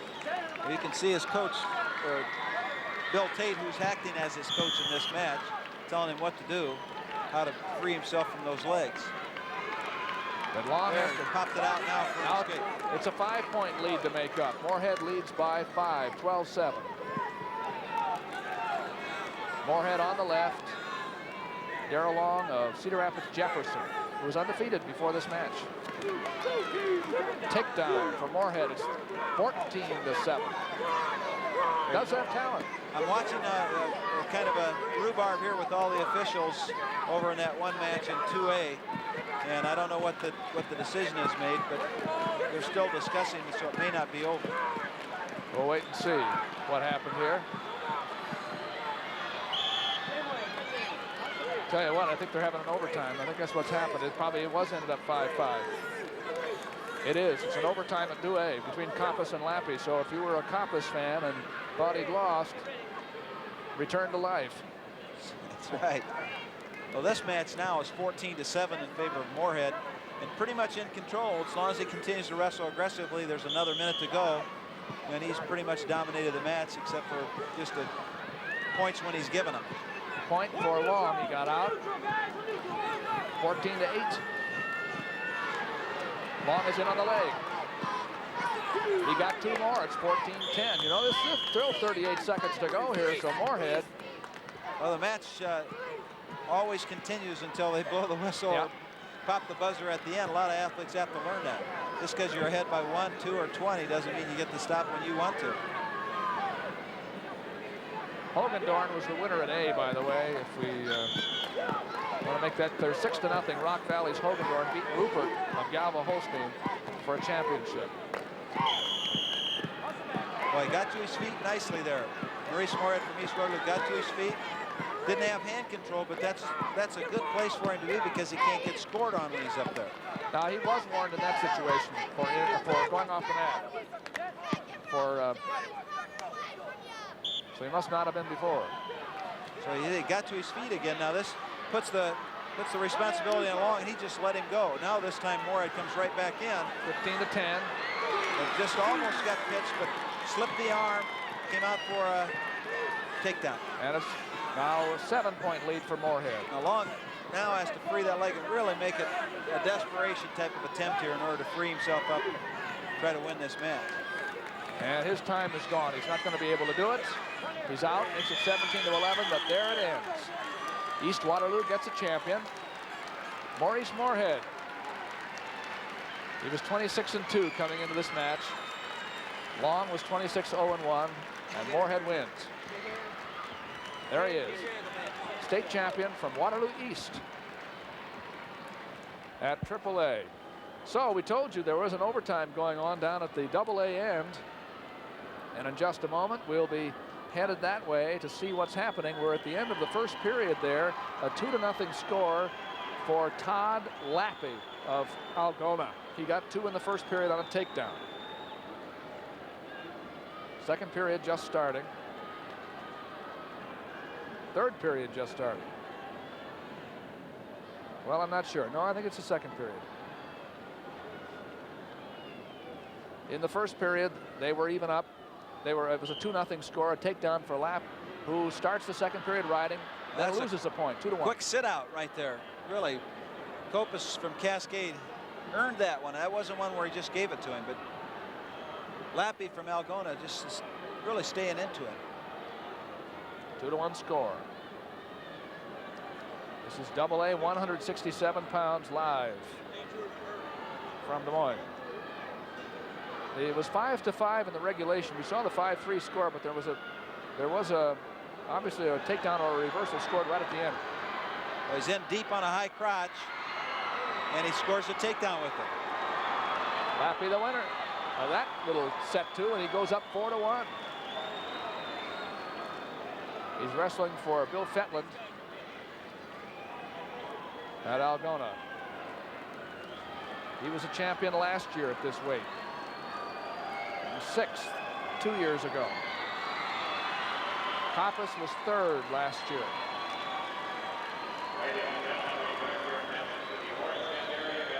That was the 3rd period, so it's over now. Well, it was the 3rd period. Okay, well.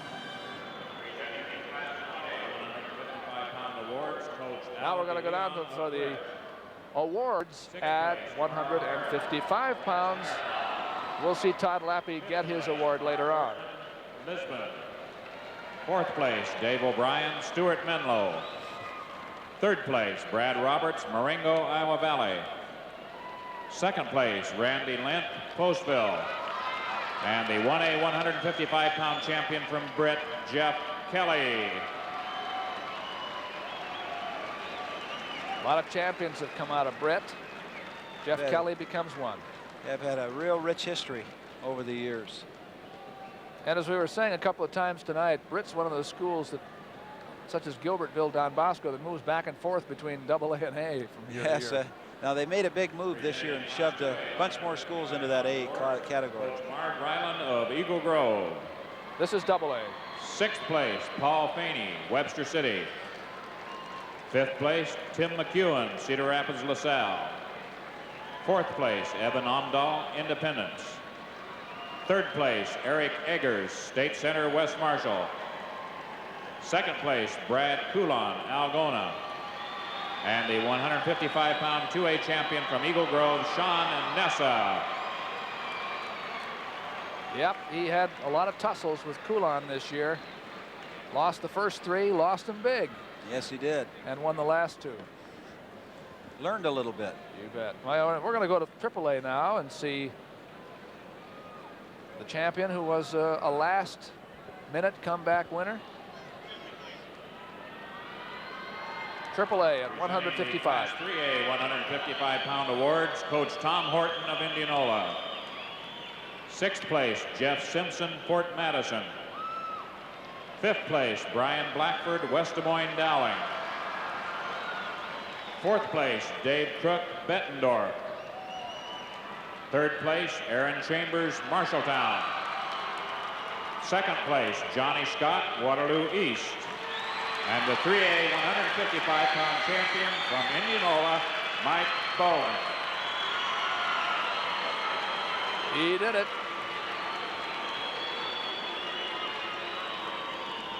And now we go to Dean Borg for a floor report.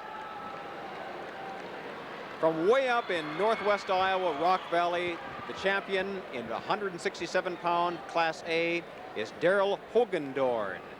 He was a qualifier in 1984 at 155 pounds, moved up a weight this year, and he decisioned 6-0 over an 18-year-old senior, Mike Rupert of Galva Holstein.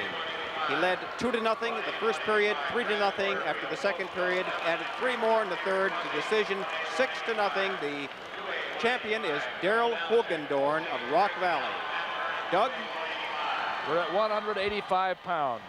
And we're going to see undefeated Randy Ewing of Fort Dodge, who's been one of the stars of this tournament so far, wrestling against Mark Moody of Waterloo Columbus. This would be icing on the cake because Fort Dodge has now won the AAA championship, and they're trying to pick up an individual title. Randy Ewing, he beat Chris Janezer of Dowling in the semifinals. And at the time, it was considered to have been perhaps an upset, but it didn't look that way to the people who saw the match. No, he beat him pretty badly. And He just hasn't had a lot of wrestling this year because he had a shoulder injury in football. He was an all-state linebacker and had complete shoulder repair. He's on the left here. He's in the dark, the black. In the green with a white stripe is Mark Moody of Waterloo Columbus. In fact, Ewing is going to University of Northern Iowa to play football.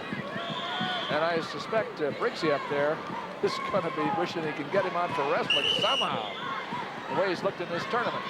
We have other matches, too, at 185 at 1A. It's Brad Porterfield of Postville against Devin Embray of Twin Cedars Bussy. And at AA, Joe Malachek of Osage in the green, up in the corner there against Tracy Allen of Mount Vernon. There's Ewing in on a double, and you saw him chase that double all the way to the takedown. And by chasing, I mean he got in on it and kept his feet. And as Series in it, now watch him keep his feet, blocks it, stays on his feet, stays all the way through it in order to score it. A lot of people let those hips get away because they don't follow it up. Ewing on top, leading by 2. As I said, he's an all-state linebacker in football, and that means that he's got pretty good feet. And we saw a demonstration of that, how he kept his feet on that double. He placed once 2 years ago at 155 pounds, 6th. He qualified last year but didn't place. Well, I imagine the factor in the match now would be if Mark Moody can stay in the match long enough not to let these cheap points for 2 get called against him. Back points there? I don't know whether he called it or not. I said no. I heard somebody saying no. But whether it was the official or whether it was somebody else, I couldn't pick that up. But all it does is stop. It's kind of an interpretation. Okay, let's go. From that point on. Well, I was going to say is if Mark Moody can keep from getting points racked up against him, that will be critical because with that injury that Randy Ewing had, chances are only 3 weeks of wrestling, his conditioning may not be the greatest. So they got to stay in the match with him in order to find out if he does it or not. He's totally in control now, though, isn't he? Yes, he is. Mark Moody wrestling for Columbus and Waterloo. Dennis Getz is the coach. The referee setting him up in the center is Don Holmes of Vinton. Okay. A lot of activity here at Veterans Auditorium. Team titles have been decided. Emmetsburg wins AA. Gilbertville Don Bosco wins single A. There's still some tussles for 2nd, 3rd, and 4th.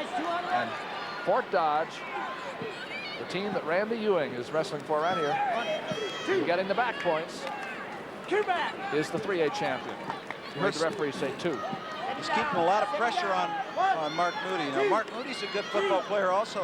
Dougie went to the state, was on the state championship or state tournament team of Columbus that was in that, I think, a runner-up this year in the football playoff. He's a team leader. He runs and lifts all the time. So has good conditioning. As I said, a factor may be with his conditioning to see if he can keep the score close enough to maybe score on Ewing when he gets late in a match. It's 3-0 here in favor of Ewing at the end of this first period. Don Miller, where is the coach of the Fort Dodge team? He's the coach of the year this year, and this is his last year. He's going to hang it up as a coach, stay in athletics, I think, and perhaps administration at Fort Dodge. He'll stay in the faculty. Well, he's been good for the sport from the gentleman's standpoint, from the coaching standpoint. He's done a good job of being able to deal with a variety of things to bring his team and his program along. 0-0 is the score at the A 185-pound mat between Porterfield and Embray. No score. Yes, and in the 2A, it's 3-0 in favor of Malachek, Osage. And it's 4-0 here. 4-0. I think I said 3 a while ago, and it's 4. Now it's 5 because Ewing is out. He did that little sit out, posted his head, cut his arm back through. About a minute and a half to go in the 2nd period. Well, Mark Moody's never been to the state tournament either. He's the oldest of several boys, so he has a chance to lead the way for some of his younger brothers to come on in here. He only has 1 loss this year. That was to Dave Williams from Charles City early in the year. But he's fairly aggressive.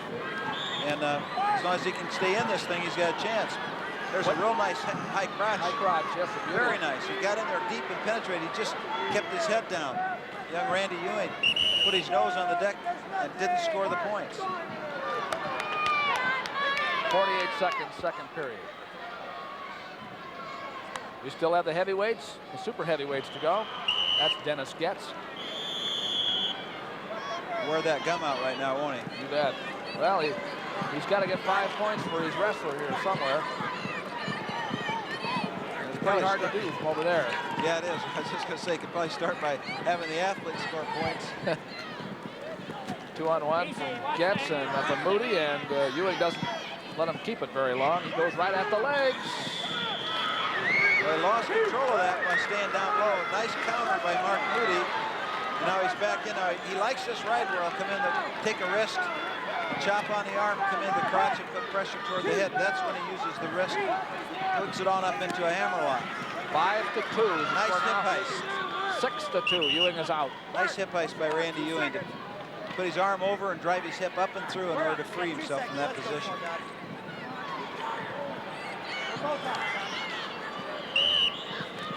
A little too far away. Embry leads Porterfield 1-0 now at 185 pounds Class A. Looking at the Fort Dodge coaches. That's Dave Morgan, who's was a 3-time state champion over at Eagle Grove in the past, now helping Coach Miller at Fort Dodge. Ewing started the third period on top and leading by 4. He couldn't hold the position. It's an escape for Moody, 6-3. Malachek still leading going into the start of the third period. He's leading 3-0, 185 over Tracy Allen from Mount Vernon. That's a double A. Heavyweights and super heavyweights still to come. Moody's got just, a good takedown right here to close this match up.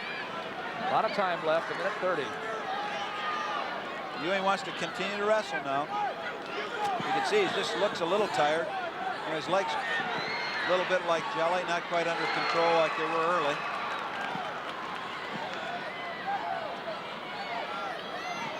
Ewing on the left from Fort Dodge. His team has won the state championship over Dowling. Although Dowling had a terrific afternoon in the consolations. They lost some people in the second round, but they were able to bring a lot of them back. They picked up, what did we say, something like 37 points or 36 points in the afternoon. They came from nowhere. Everybody thought they were out of it just fighting for third or fourth. They came back home. Now Moody has a single. Right. They just got to be patient here. Don't lose the position. Too hard to get there on a good man. 49 seconds to go. Ewing's tired. You can see how fatigued he is. I would call that rubber leg. Just kind of wobbling back to the center instead of walking. Feet always don't go where they're supposed to when you're that tired. But you can have injuries. There you got penalized. And that's a point. So it makes it 6-4. Now they're a takedown apart. That's right. Now he's back on the aggressive part. There he goes. Nice. Got into that position on the takedown. 8-4. Ewing got the takedown. It's surprising sometimes. You just need to get the young man's attention occasionally. Look at him penetrate now. Just stay with it. Just stays with it. Instead of isolating himself in his knees, he just kind of floated in there and let the other man carry him. 33 seconds to go. Yeah, it does help to get somebody's attention sometimes. To answer your other statement. That's by 4. That's 8-5. 20 seconds. Almost have to throw now for 4 points rather than just a takedown for 2. About the only way to win it.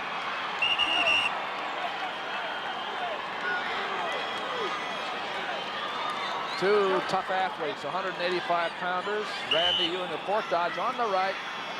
Moody trying to take a shot from the outside. It may end right here. You can imagine what it's like to be in a match for the state finals. 3 weeks after he started, 2 months ago, he had major shoulder surgery, tendon and ligament bone repair. So I think he can sit down now if he wants to. Quite a comeback. Randy Ewing is the winner. Fort Dodge. He's just found the strength to get both arms in the air. Yes. and the referee can lift one of them. 185-pound state champion, AAA, 8-5. Shows a lot of courage and a lot of get up and go when you're that tired. And Don Miller gets another champion for his state championship team. Oh, you better watch that, Mr. Morgan, lifting those 185-pounders. Well, an old guy like us there go our back. Those young guys can still handle it. 167 will have the awards for 1A. 167-pound awards, Coach Kent Eckness of Rock Valley. 6th place, Greg Hull, Afton East Union. 5th place, John Corey, Coon Rapids. 4th place, Brian Striegel, Sigourney. 3rd place, Scott Dirks, Gladbrook. 2nd place, Mike Rupert, Galva Holstein. And the 1A 167-pound champion from Rock Valley, Daryl Hugendorf. Number 1 from Rock Valley for Coach Kent Eckness.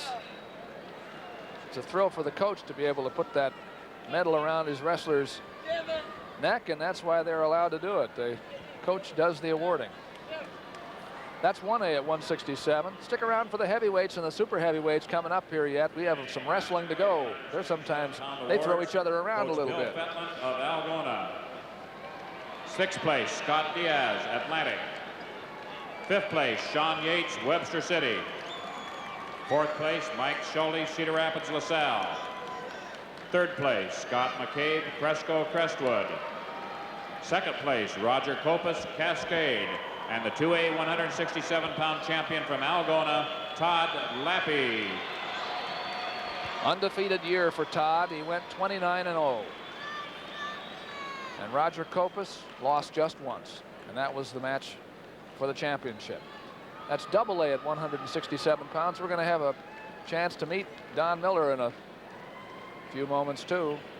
The happy coach of Fort Dodge, who's figured out a good way to retire, win a title. Awards, Coach Steve Knipp, Waterloo East.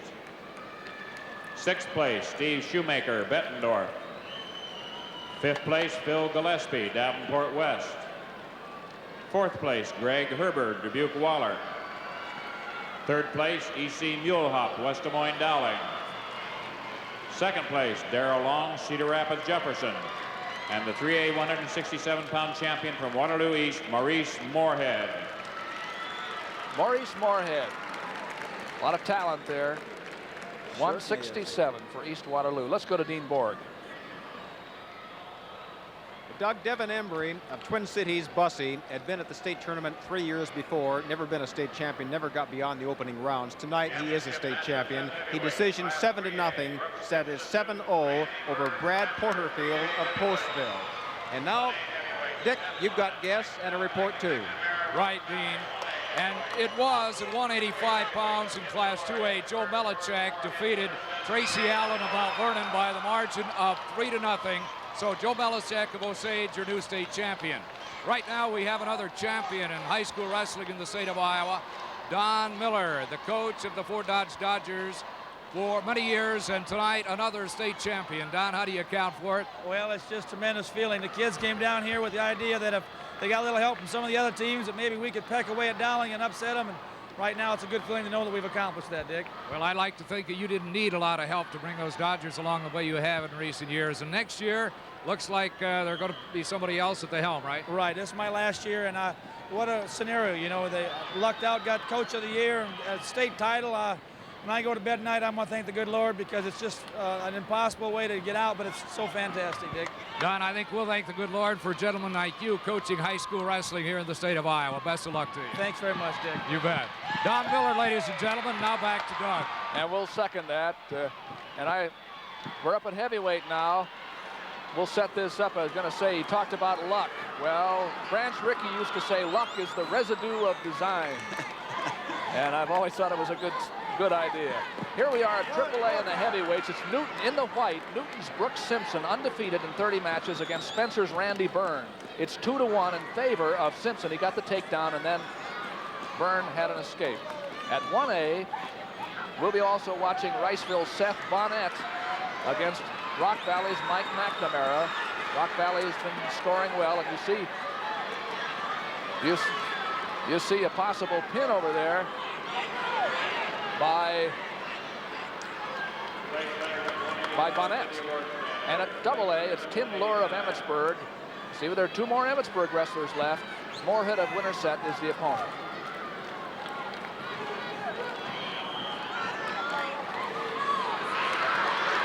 Now, that was the Riceville man on the bottom, by the way, at single A. But here you see Simpson of Newton leading now 4-1.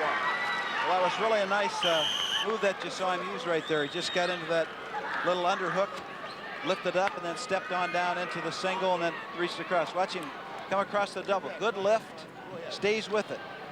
It shows part of the reason why he's such a good football player. He's an all-state football guard and has those quick feet and moves with it. Brooks Simpson from Newton. Well, it used to be just heavyweight.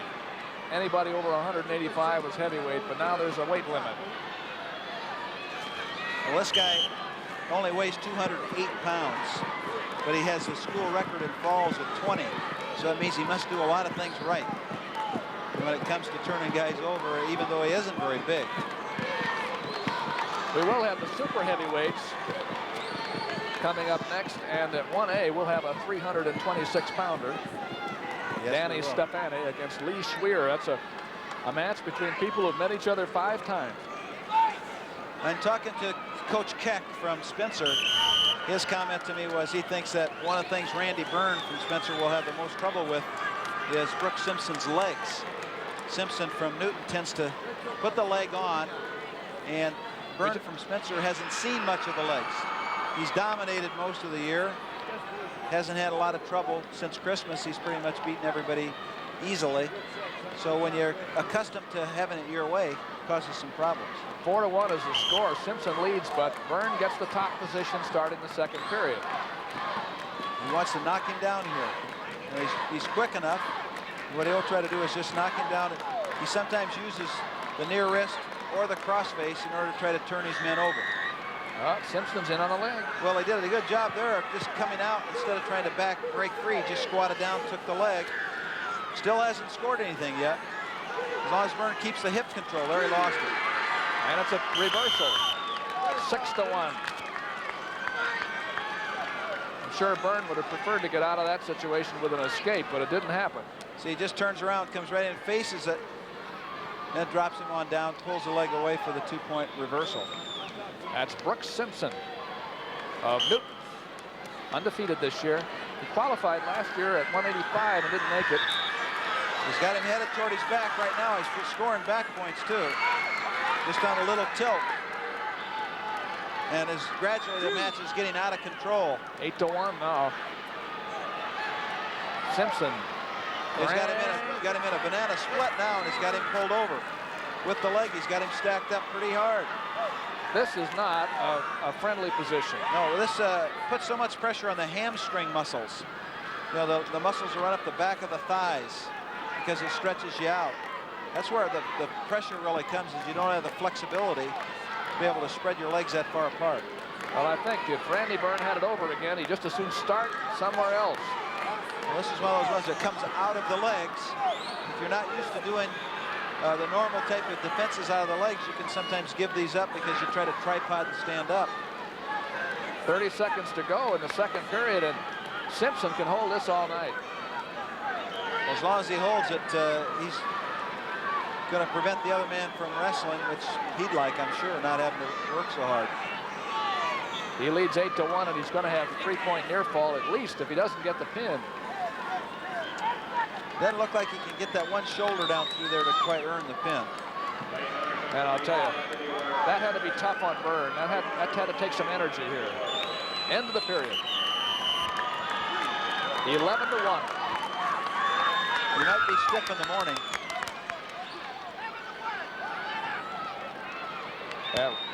At 1A, the score is 13-1 in favor of McNamara of Rock Valley over Seth Bonnet of Riceville, who is at the moment taking an injury timeout because of an injured knee in the second period near the end. And at double A, Moorhead from Winterset is leading 3-2 over Lure from Emmitsburg. Oh, I'll tell you, look at this here is Simpson right Now he's got, now he's got the leg on again, and he used the Turk to take him over. Now he's coming up and letting the leg go to a half. I tell you, Newton has a good heavyweight here. This Simpson is dominant. 13 be careful to 1 now.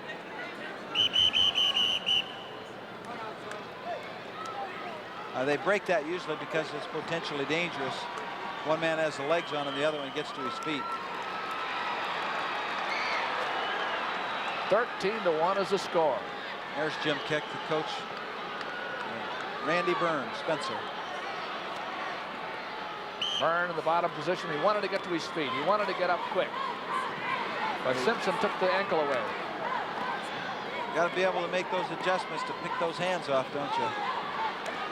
It's funny how those little hands keep grabbing your ankles and chopping at your arms. There's Coach Knutson from Newton. I don't know why he looks so worried. 13 to 1 is the score. We have 1:15 to go. I'll tell you why you look worried, because these are big people. And mistakes are costly. Well, he has the wrist now, and if he really wants to turn him over, I don't know if he does or not. Maybe just stay on him. But he'd have to get out to the side to use that thing effectively. We have the super heavyweights yet to go. They're the big fellas. And Brooks Simpson continues to pound on Randy Byrne here. Well, he has the leg on and the arm tied up behind him, so here all he has to do is just free up the arm a little bit to be able to run it on through. Turn him to his back. No, I don't think he called that. Yes, he did, too. So he has the hips get isolated with the legs, so the hips can't go anyplace. Then you reach back and take a hold of the head and or the shoulder, pull that shoulder back down toward the mat. Now it's 2 points. 15 to 1 will be, well, you'll make it 16 because that's going to be a 3-point near fall. And time is going to run out. A big win for Brooks Simpson. Yes, it was. An undefeated season and a state championship. And who's going to argue with him? Not me. He's a smart young man. He's a 27 ACTer, which is very hard to get, and probably be able to pick where he wants to go and play football and or wrestle, whichever he decides to do. Happy. Brooks Simpson, All-American young man. We're going to go over to watch the A match at heavyweight now because it's still going. The score here is 15 to 2, 17 to 2 as a matter of fact, now in favor of Mike McNamara of Rock Valley. Seth Bonnet of Riceville is in the center of the mat in the light uniform, and he trails by a bundle with 52 seconds to go. Yes, and Moorhead from Winterset beat Tim Lauer from Emmitsburg 5-4 in a real close match, which keeps Emmitsburg from getting what they were after. Now here's a nice throw by Riceville, just didn't quite finish it off. Now he gets taken right back himself. That makes it 19 to 2. Well, 17 to 2, I won't argue. I guess they didn't feel that the control had really changed. They gave the 2, though, didn't they? The 19 doesn't show on the scoreboard. That's what they get for listening to me here in this situation. We join the 1A match near the end, 20 seconds to go. Another of Ken Eknes's wrestlers for a successful Rock Valley team. Super heavyweights coming up yet. Here on Iowa Public Television's coverage of the 1985 state championships in wrestling in Iowa, live from Veterans Auditorium in Des Moines. And the winner, Mike McNamara of Rock Valley. 35-3 for the year and the big championship. Bunch of handsome-looking young men, aren't they? Yeah, they sure are.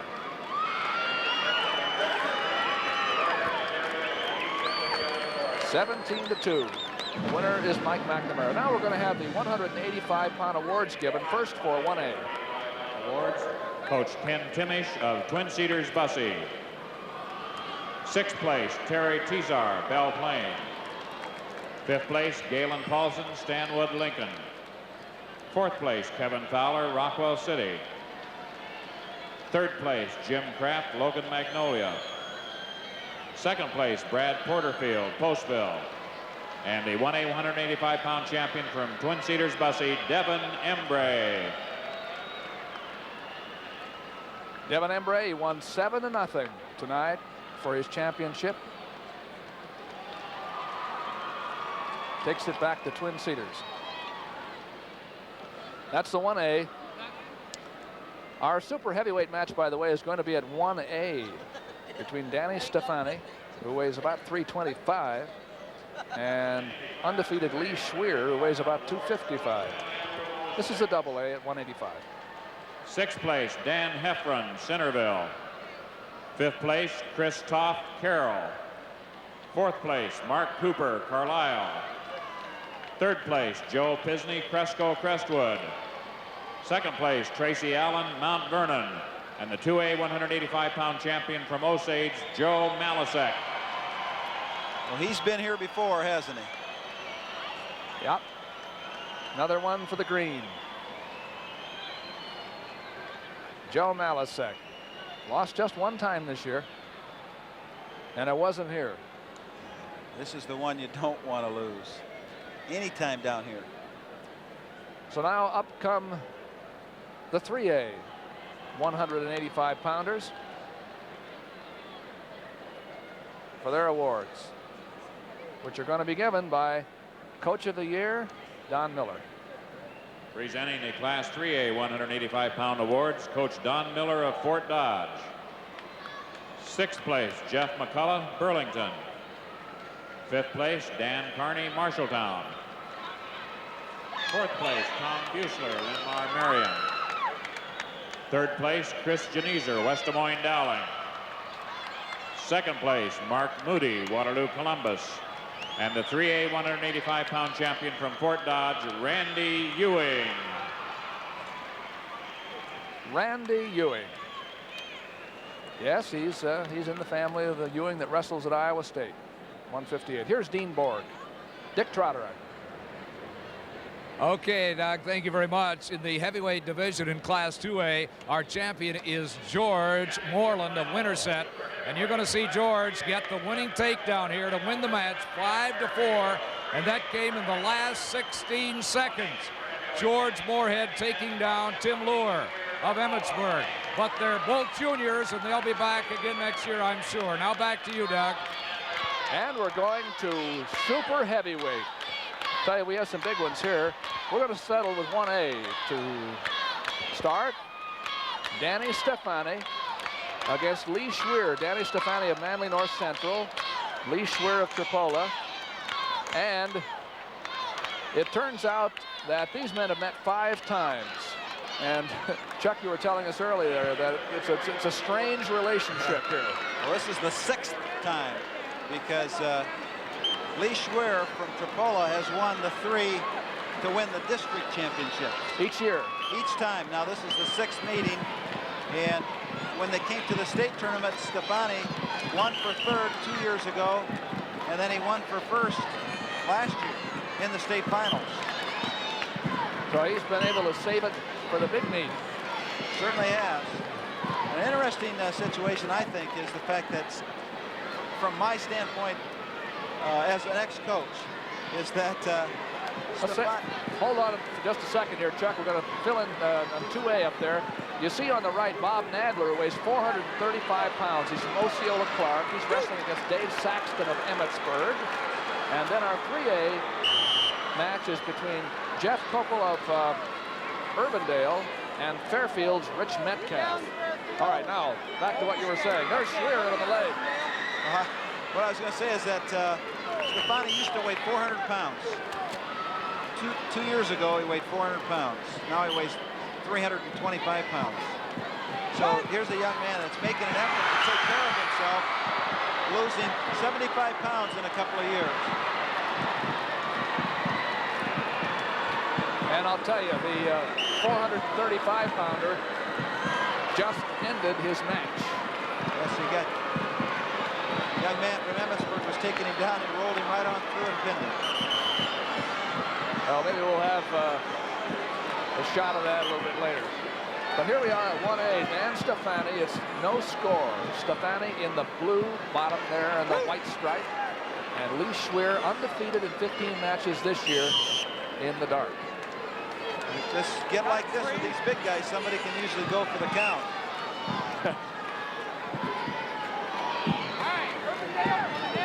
Now Schweer looks much smaller here, but he actually weighs 255 pounds. He's not your pocket-sized heavyweight either. No, he isn't. They have to weigh over 235 to be in this, or 230 to be in this. Here he's down to his side back. Still no points. Looks like Schweer. Oh, top. I don't know whether they gave points there or not. I think referees had one hand in the air, so maybe there was a 2 for... Well, yes, there's a 2 for Schweer for the takedown. 2 for a takedown for Schweer and 1 for Stefani's escape. And that's the end of the first period. The unlimited class is the official title.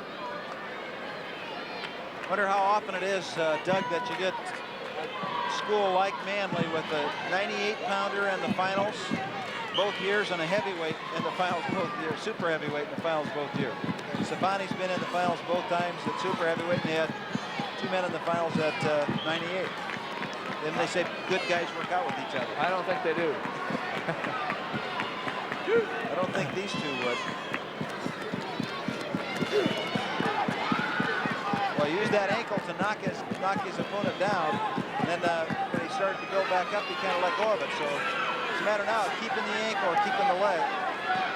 He broke free for 1 point. And it's now 2-2. 2-2.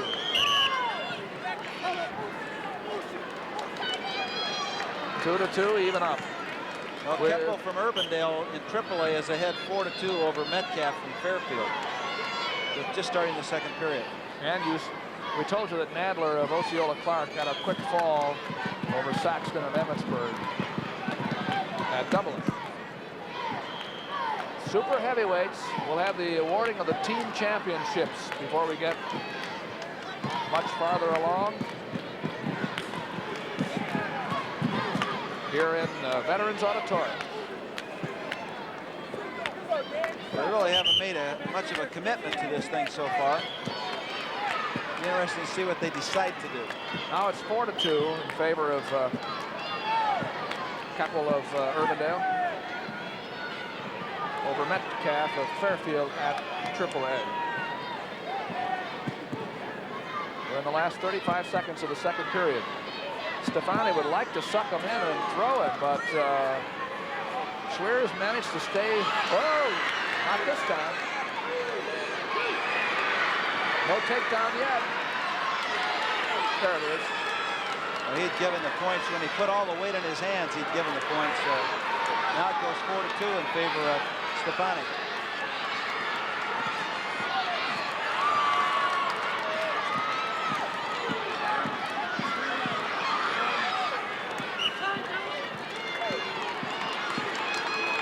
Stefani leads by 2 with 1 period to go. There's the end of it. End of the second period.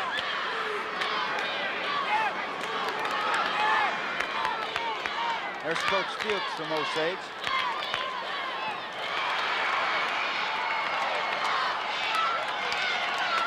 Stefani starts on top. Second period. He's got a lot of weight to put down on him. You know, you'd think this extra 75 to 80 pounds. We just had a fall at heavyweight over in AAA. Another pin over there. The Urbandale heavyweight winner over Metcalf of Fairfield in a fall with 59 seconds to go in the match. It's kind of interesting that young Urbandale heavyweight has only wrestled. This is his second year.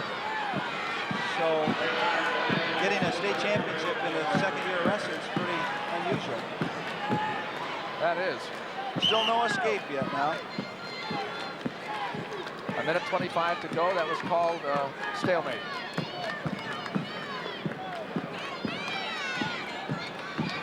Lee Schweer of Tripoli down on the bottom.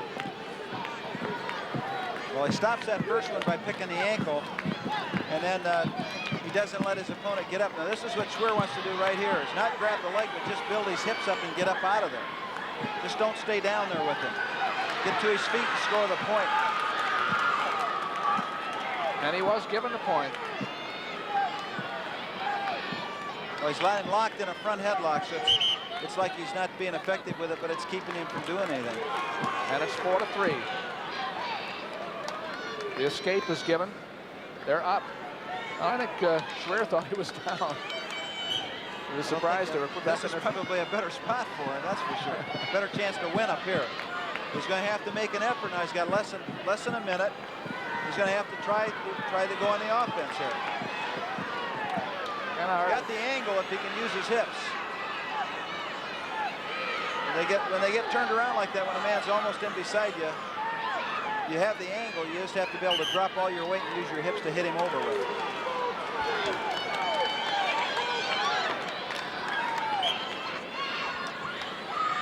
Stefani on the right from Manly North Central. Schwer in the dark from Trapolo. If Schwer could pull it out, it would be the first time he's ever beaten Stefani in a state tournament. Stefani wins the state meet matches between these two, and Schwer are the ones elsewhere. And there he goes, takedown with 10 seconds to go. Or not. Or no. So he pulls his arm free right now. He just pops his hips out of there. But I don't know if they considered that he had control of it. There's some indecision. No. Did not give it to him. No. It's 4-3 with 8 seconds to go. It was that close. One of those ones where those knees touch, boy, it's really tight. But he almost got it. No. Waited too long for it. And it's Stefani in a thriller.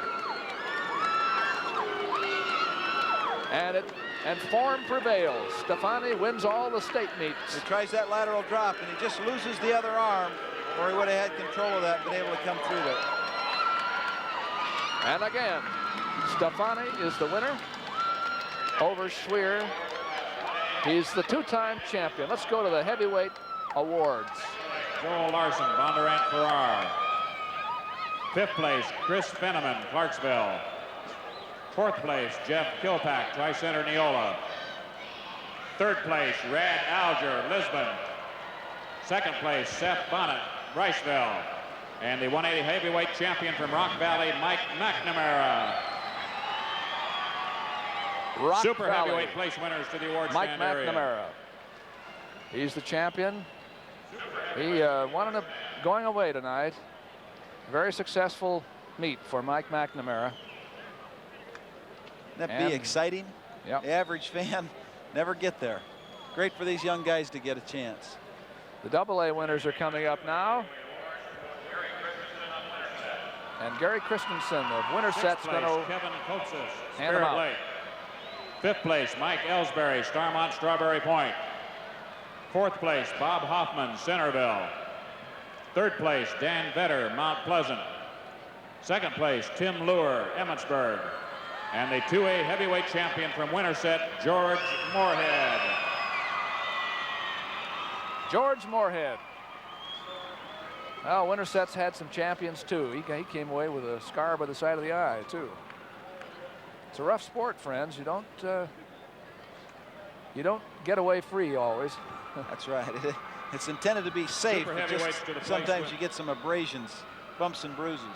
Now the AAA winners are coming up at heavyweight. A young man who took this title was most impressive. Coach Chuck Knutson of Newton. 6th place, Pat Grimshaw, Burlington. 5th place, Kurt Fiddlekey, Manchester, West Delaware. 4th place, Sean Wallace, Southeast Polk. 3rd place, Kelly Flynn, West Des Moines Dowling. 2nd place, Randy Burns, Spencer. And the 3A heavyweight champion from Newton, Brooks Simpson. Well, he almost has too many things going for him, doesn't he? It doesn't seem fair. Newton fans up there. They get one. Takeaway. Not very far to get home either. They'll be able to celebrate. Ladies and gentlemen, we again direct your Well, those are the heavyweight awards, and we're going to get some floor reports now. And super heavyweights are still ahead, so let's take the super heavyweight awards right now. These are the big guys. They've come down to the end, and we'll start with the 1As that we followed from beginning to end there. Danny Stefani and Lee Schweer, they're coming up on the stand right now. And the award will be presented by Ken Fuchs, the Manly North Central coach. 6th place, Craig Stover, Traer, North Tama. 5th place, Jay Delaney, Harris Lake Park. 4th place, Thad Hoffman, Nishna Valley Hastings. 3rd place, Matt Jameson, Wyoming Midland. 2nd place, Lee Schweer, Tripola. And the super heavyweight 1A champion from Manly North Central, Danny Stefani. The winner for the 2nd year in a row. And because they went to the super heavyweight awards right away, they see the sweaters up there. They didn't have a chance to hardly get their hair combed or their uniforms zipped up. That's the 1As. Here come the double A's now. Heavyweight awards. Coach Steve Moore, Osceola Clark. 6th place, Joel Weeks, Creston. 5th place, Kevin Garrison, Albia. 4th place, Mike Warrow, Cedar Rapids Regis. 3rd place, Terry Evans, Washington. 2nd place, Dave Sexton, Emmitsburg. And the 2A super heavyweight champion from Osceola Clark, Bob Nadler. That's 435 pounds of super heavyweight there. And Dave Saxton had the misfortune to get under him. But only for a few seconds. That's right. Didn't last long. And then he went back to air again. Actually, he was initiating all the offense and just got rolled on through. Those are the double A's. Now we go to triple A's. Class 3A Super Heavyweight Awards, Coach Darrell Weaver of Urbandale. 6th place, Rick Brott, Sioux City, Heelan. 5th place, Al Ziskowski, Cedar Rapids Prairie. 4th place, Craig Cooper, Newton. 3rd place, Steve Burden, Davenport Assumption. 2nd place, Rich Metcalf, Fairfield. And the 3A Super Heavyweight champion from Urbandale, Jeff Keppel. Not a bad wrestler for the 2nd year out, huh? No, he's been making steady improvement all month. And I guess it was just steady enough to get to this point. Let's go to Dean Borg. Well, Doug, as Chuck Patton has just said, it was Dave Saxton of Emmitsburg who was initiating the offense against Bob Nadler of Clark Community Schools at Osceola, and he just unfortunately didn't have the weight to control him. Saxton tried a hip toss from a whizzer hold and looked like he was going to have Nadler in trouble, but Nadler's almost twice as heavy weight, 435 pounds compared to Saxton's 231 pounds, just rolled right on through, and that was it. And the fall came at 103. The champion is Bob Nadler of Clark Community Schools at Osceola in 2A super heavyweight. And there was a fall on your mat too, wasn't there, Dick? Okay, we had another fall in the 3A match too, Doug. Jeff Keppel in the 2nd period put Rich Metcalf of Fairfield on his back. Both of these lads are juniors, though, and there's a likely chance they'll be back again next year. Doug? Thank you, gentlemen, for another fine series of reports. The awards are being given at 1A. For 3rd place, we've seen the Rock Valley team get its 3rd place award, and here's Mo Kelly.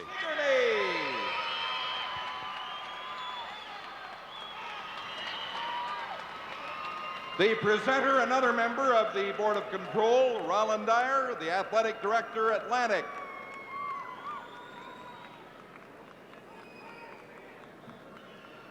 And in Class 1A, the champions with 101.5 points, Coach Dan Mashik and Gilbertville Don Bosco.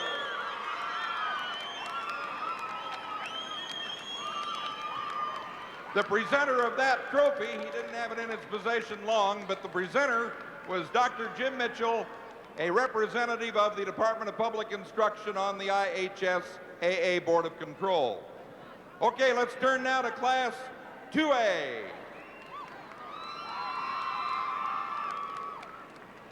In third place, Class 2A, 49.5 points, coached by Jim Steyert, State Center, West Marshall. Presenting their trophy is Larry Parr, the current chairman of the IHSAA Board of Control, principal at Ankeny High School, West Marshall. Second place, Class 2A, with 60 points, Coach Bill Andrew and Osage. And presenting this trophy is Keith O'Connell, Superintendent of Schools, Jackson Junction, Turkey Valley. Osage, second place, Class 2A. And the champions, 1985, Class 2A, 110.5 points, Coach Clint Young and Emmetsburg. The trophy being presented by the Emmetsburg Superintendent, John Gannon, another member of the Board of Control.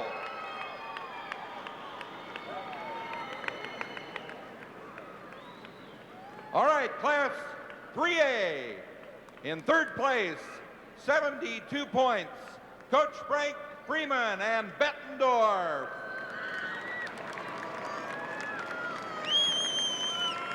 Keith O'Connell, again the presenter of this trophy, to third place, Bettendorf.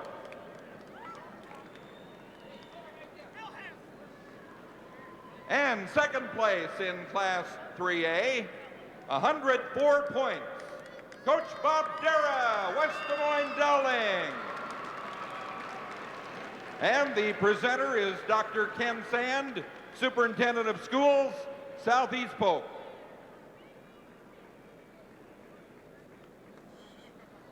West Des Moines Dowling, number 2.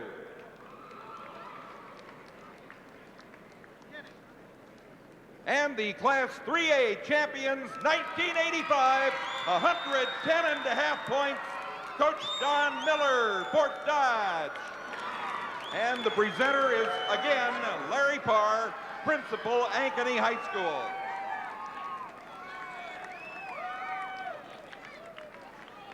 Thank you very much for your attendance and support. Have a good trip home. Thank you.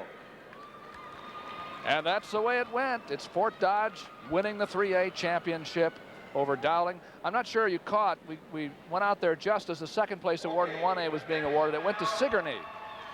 Gilbertville, Don Bosco. Let's look at those team standings again, just so you see how it went. There's 1A, Gilbertville, Don Bosco, 100.5, Chuck.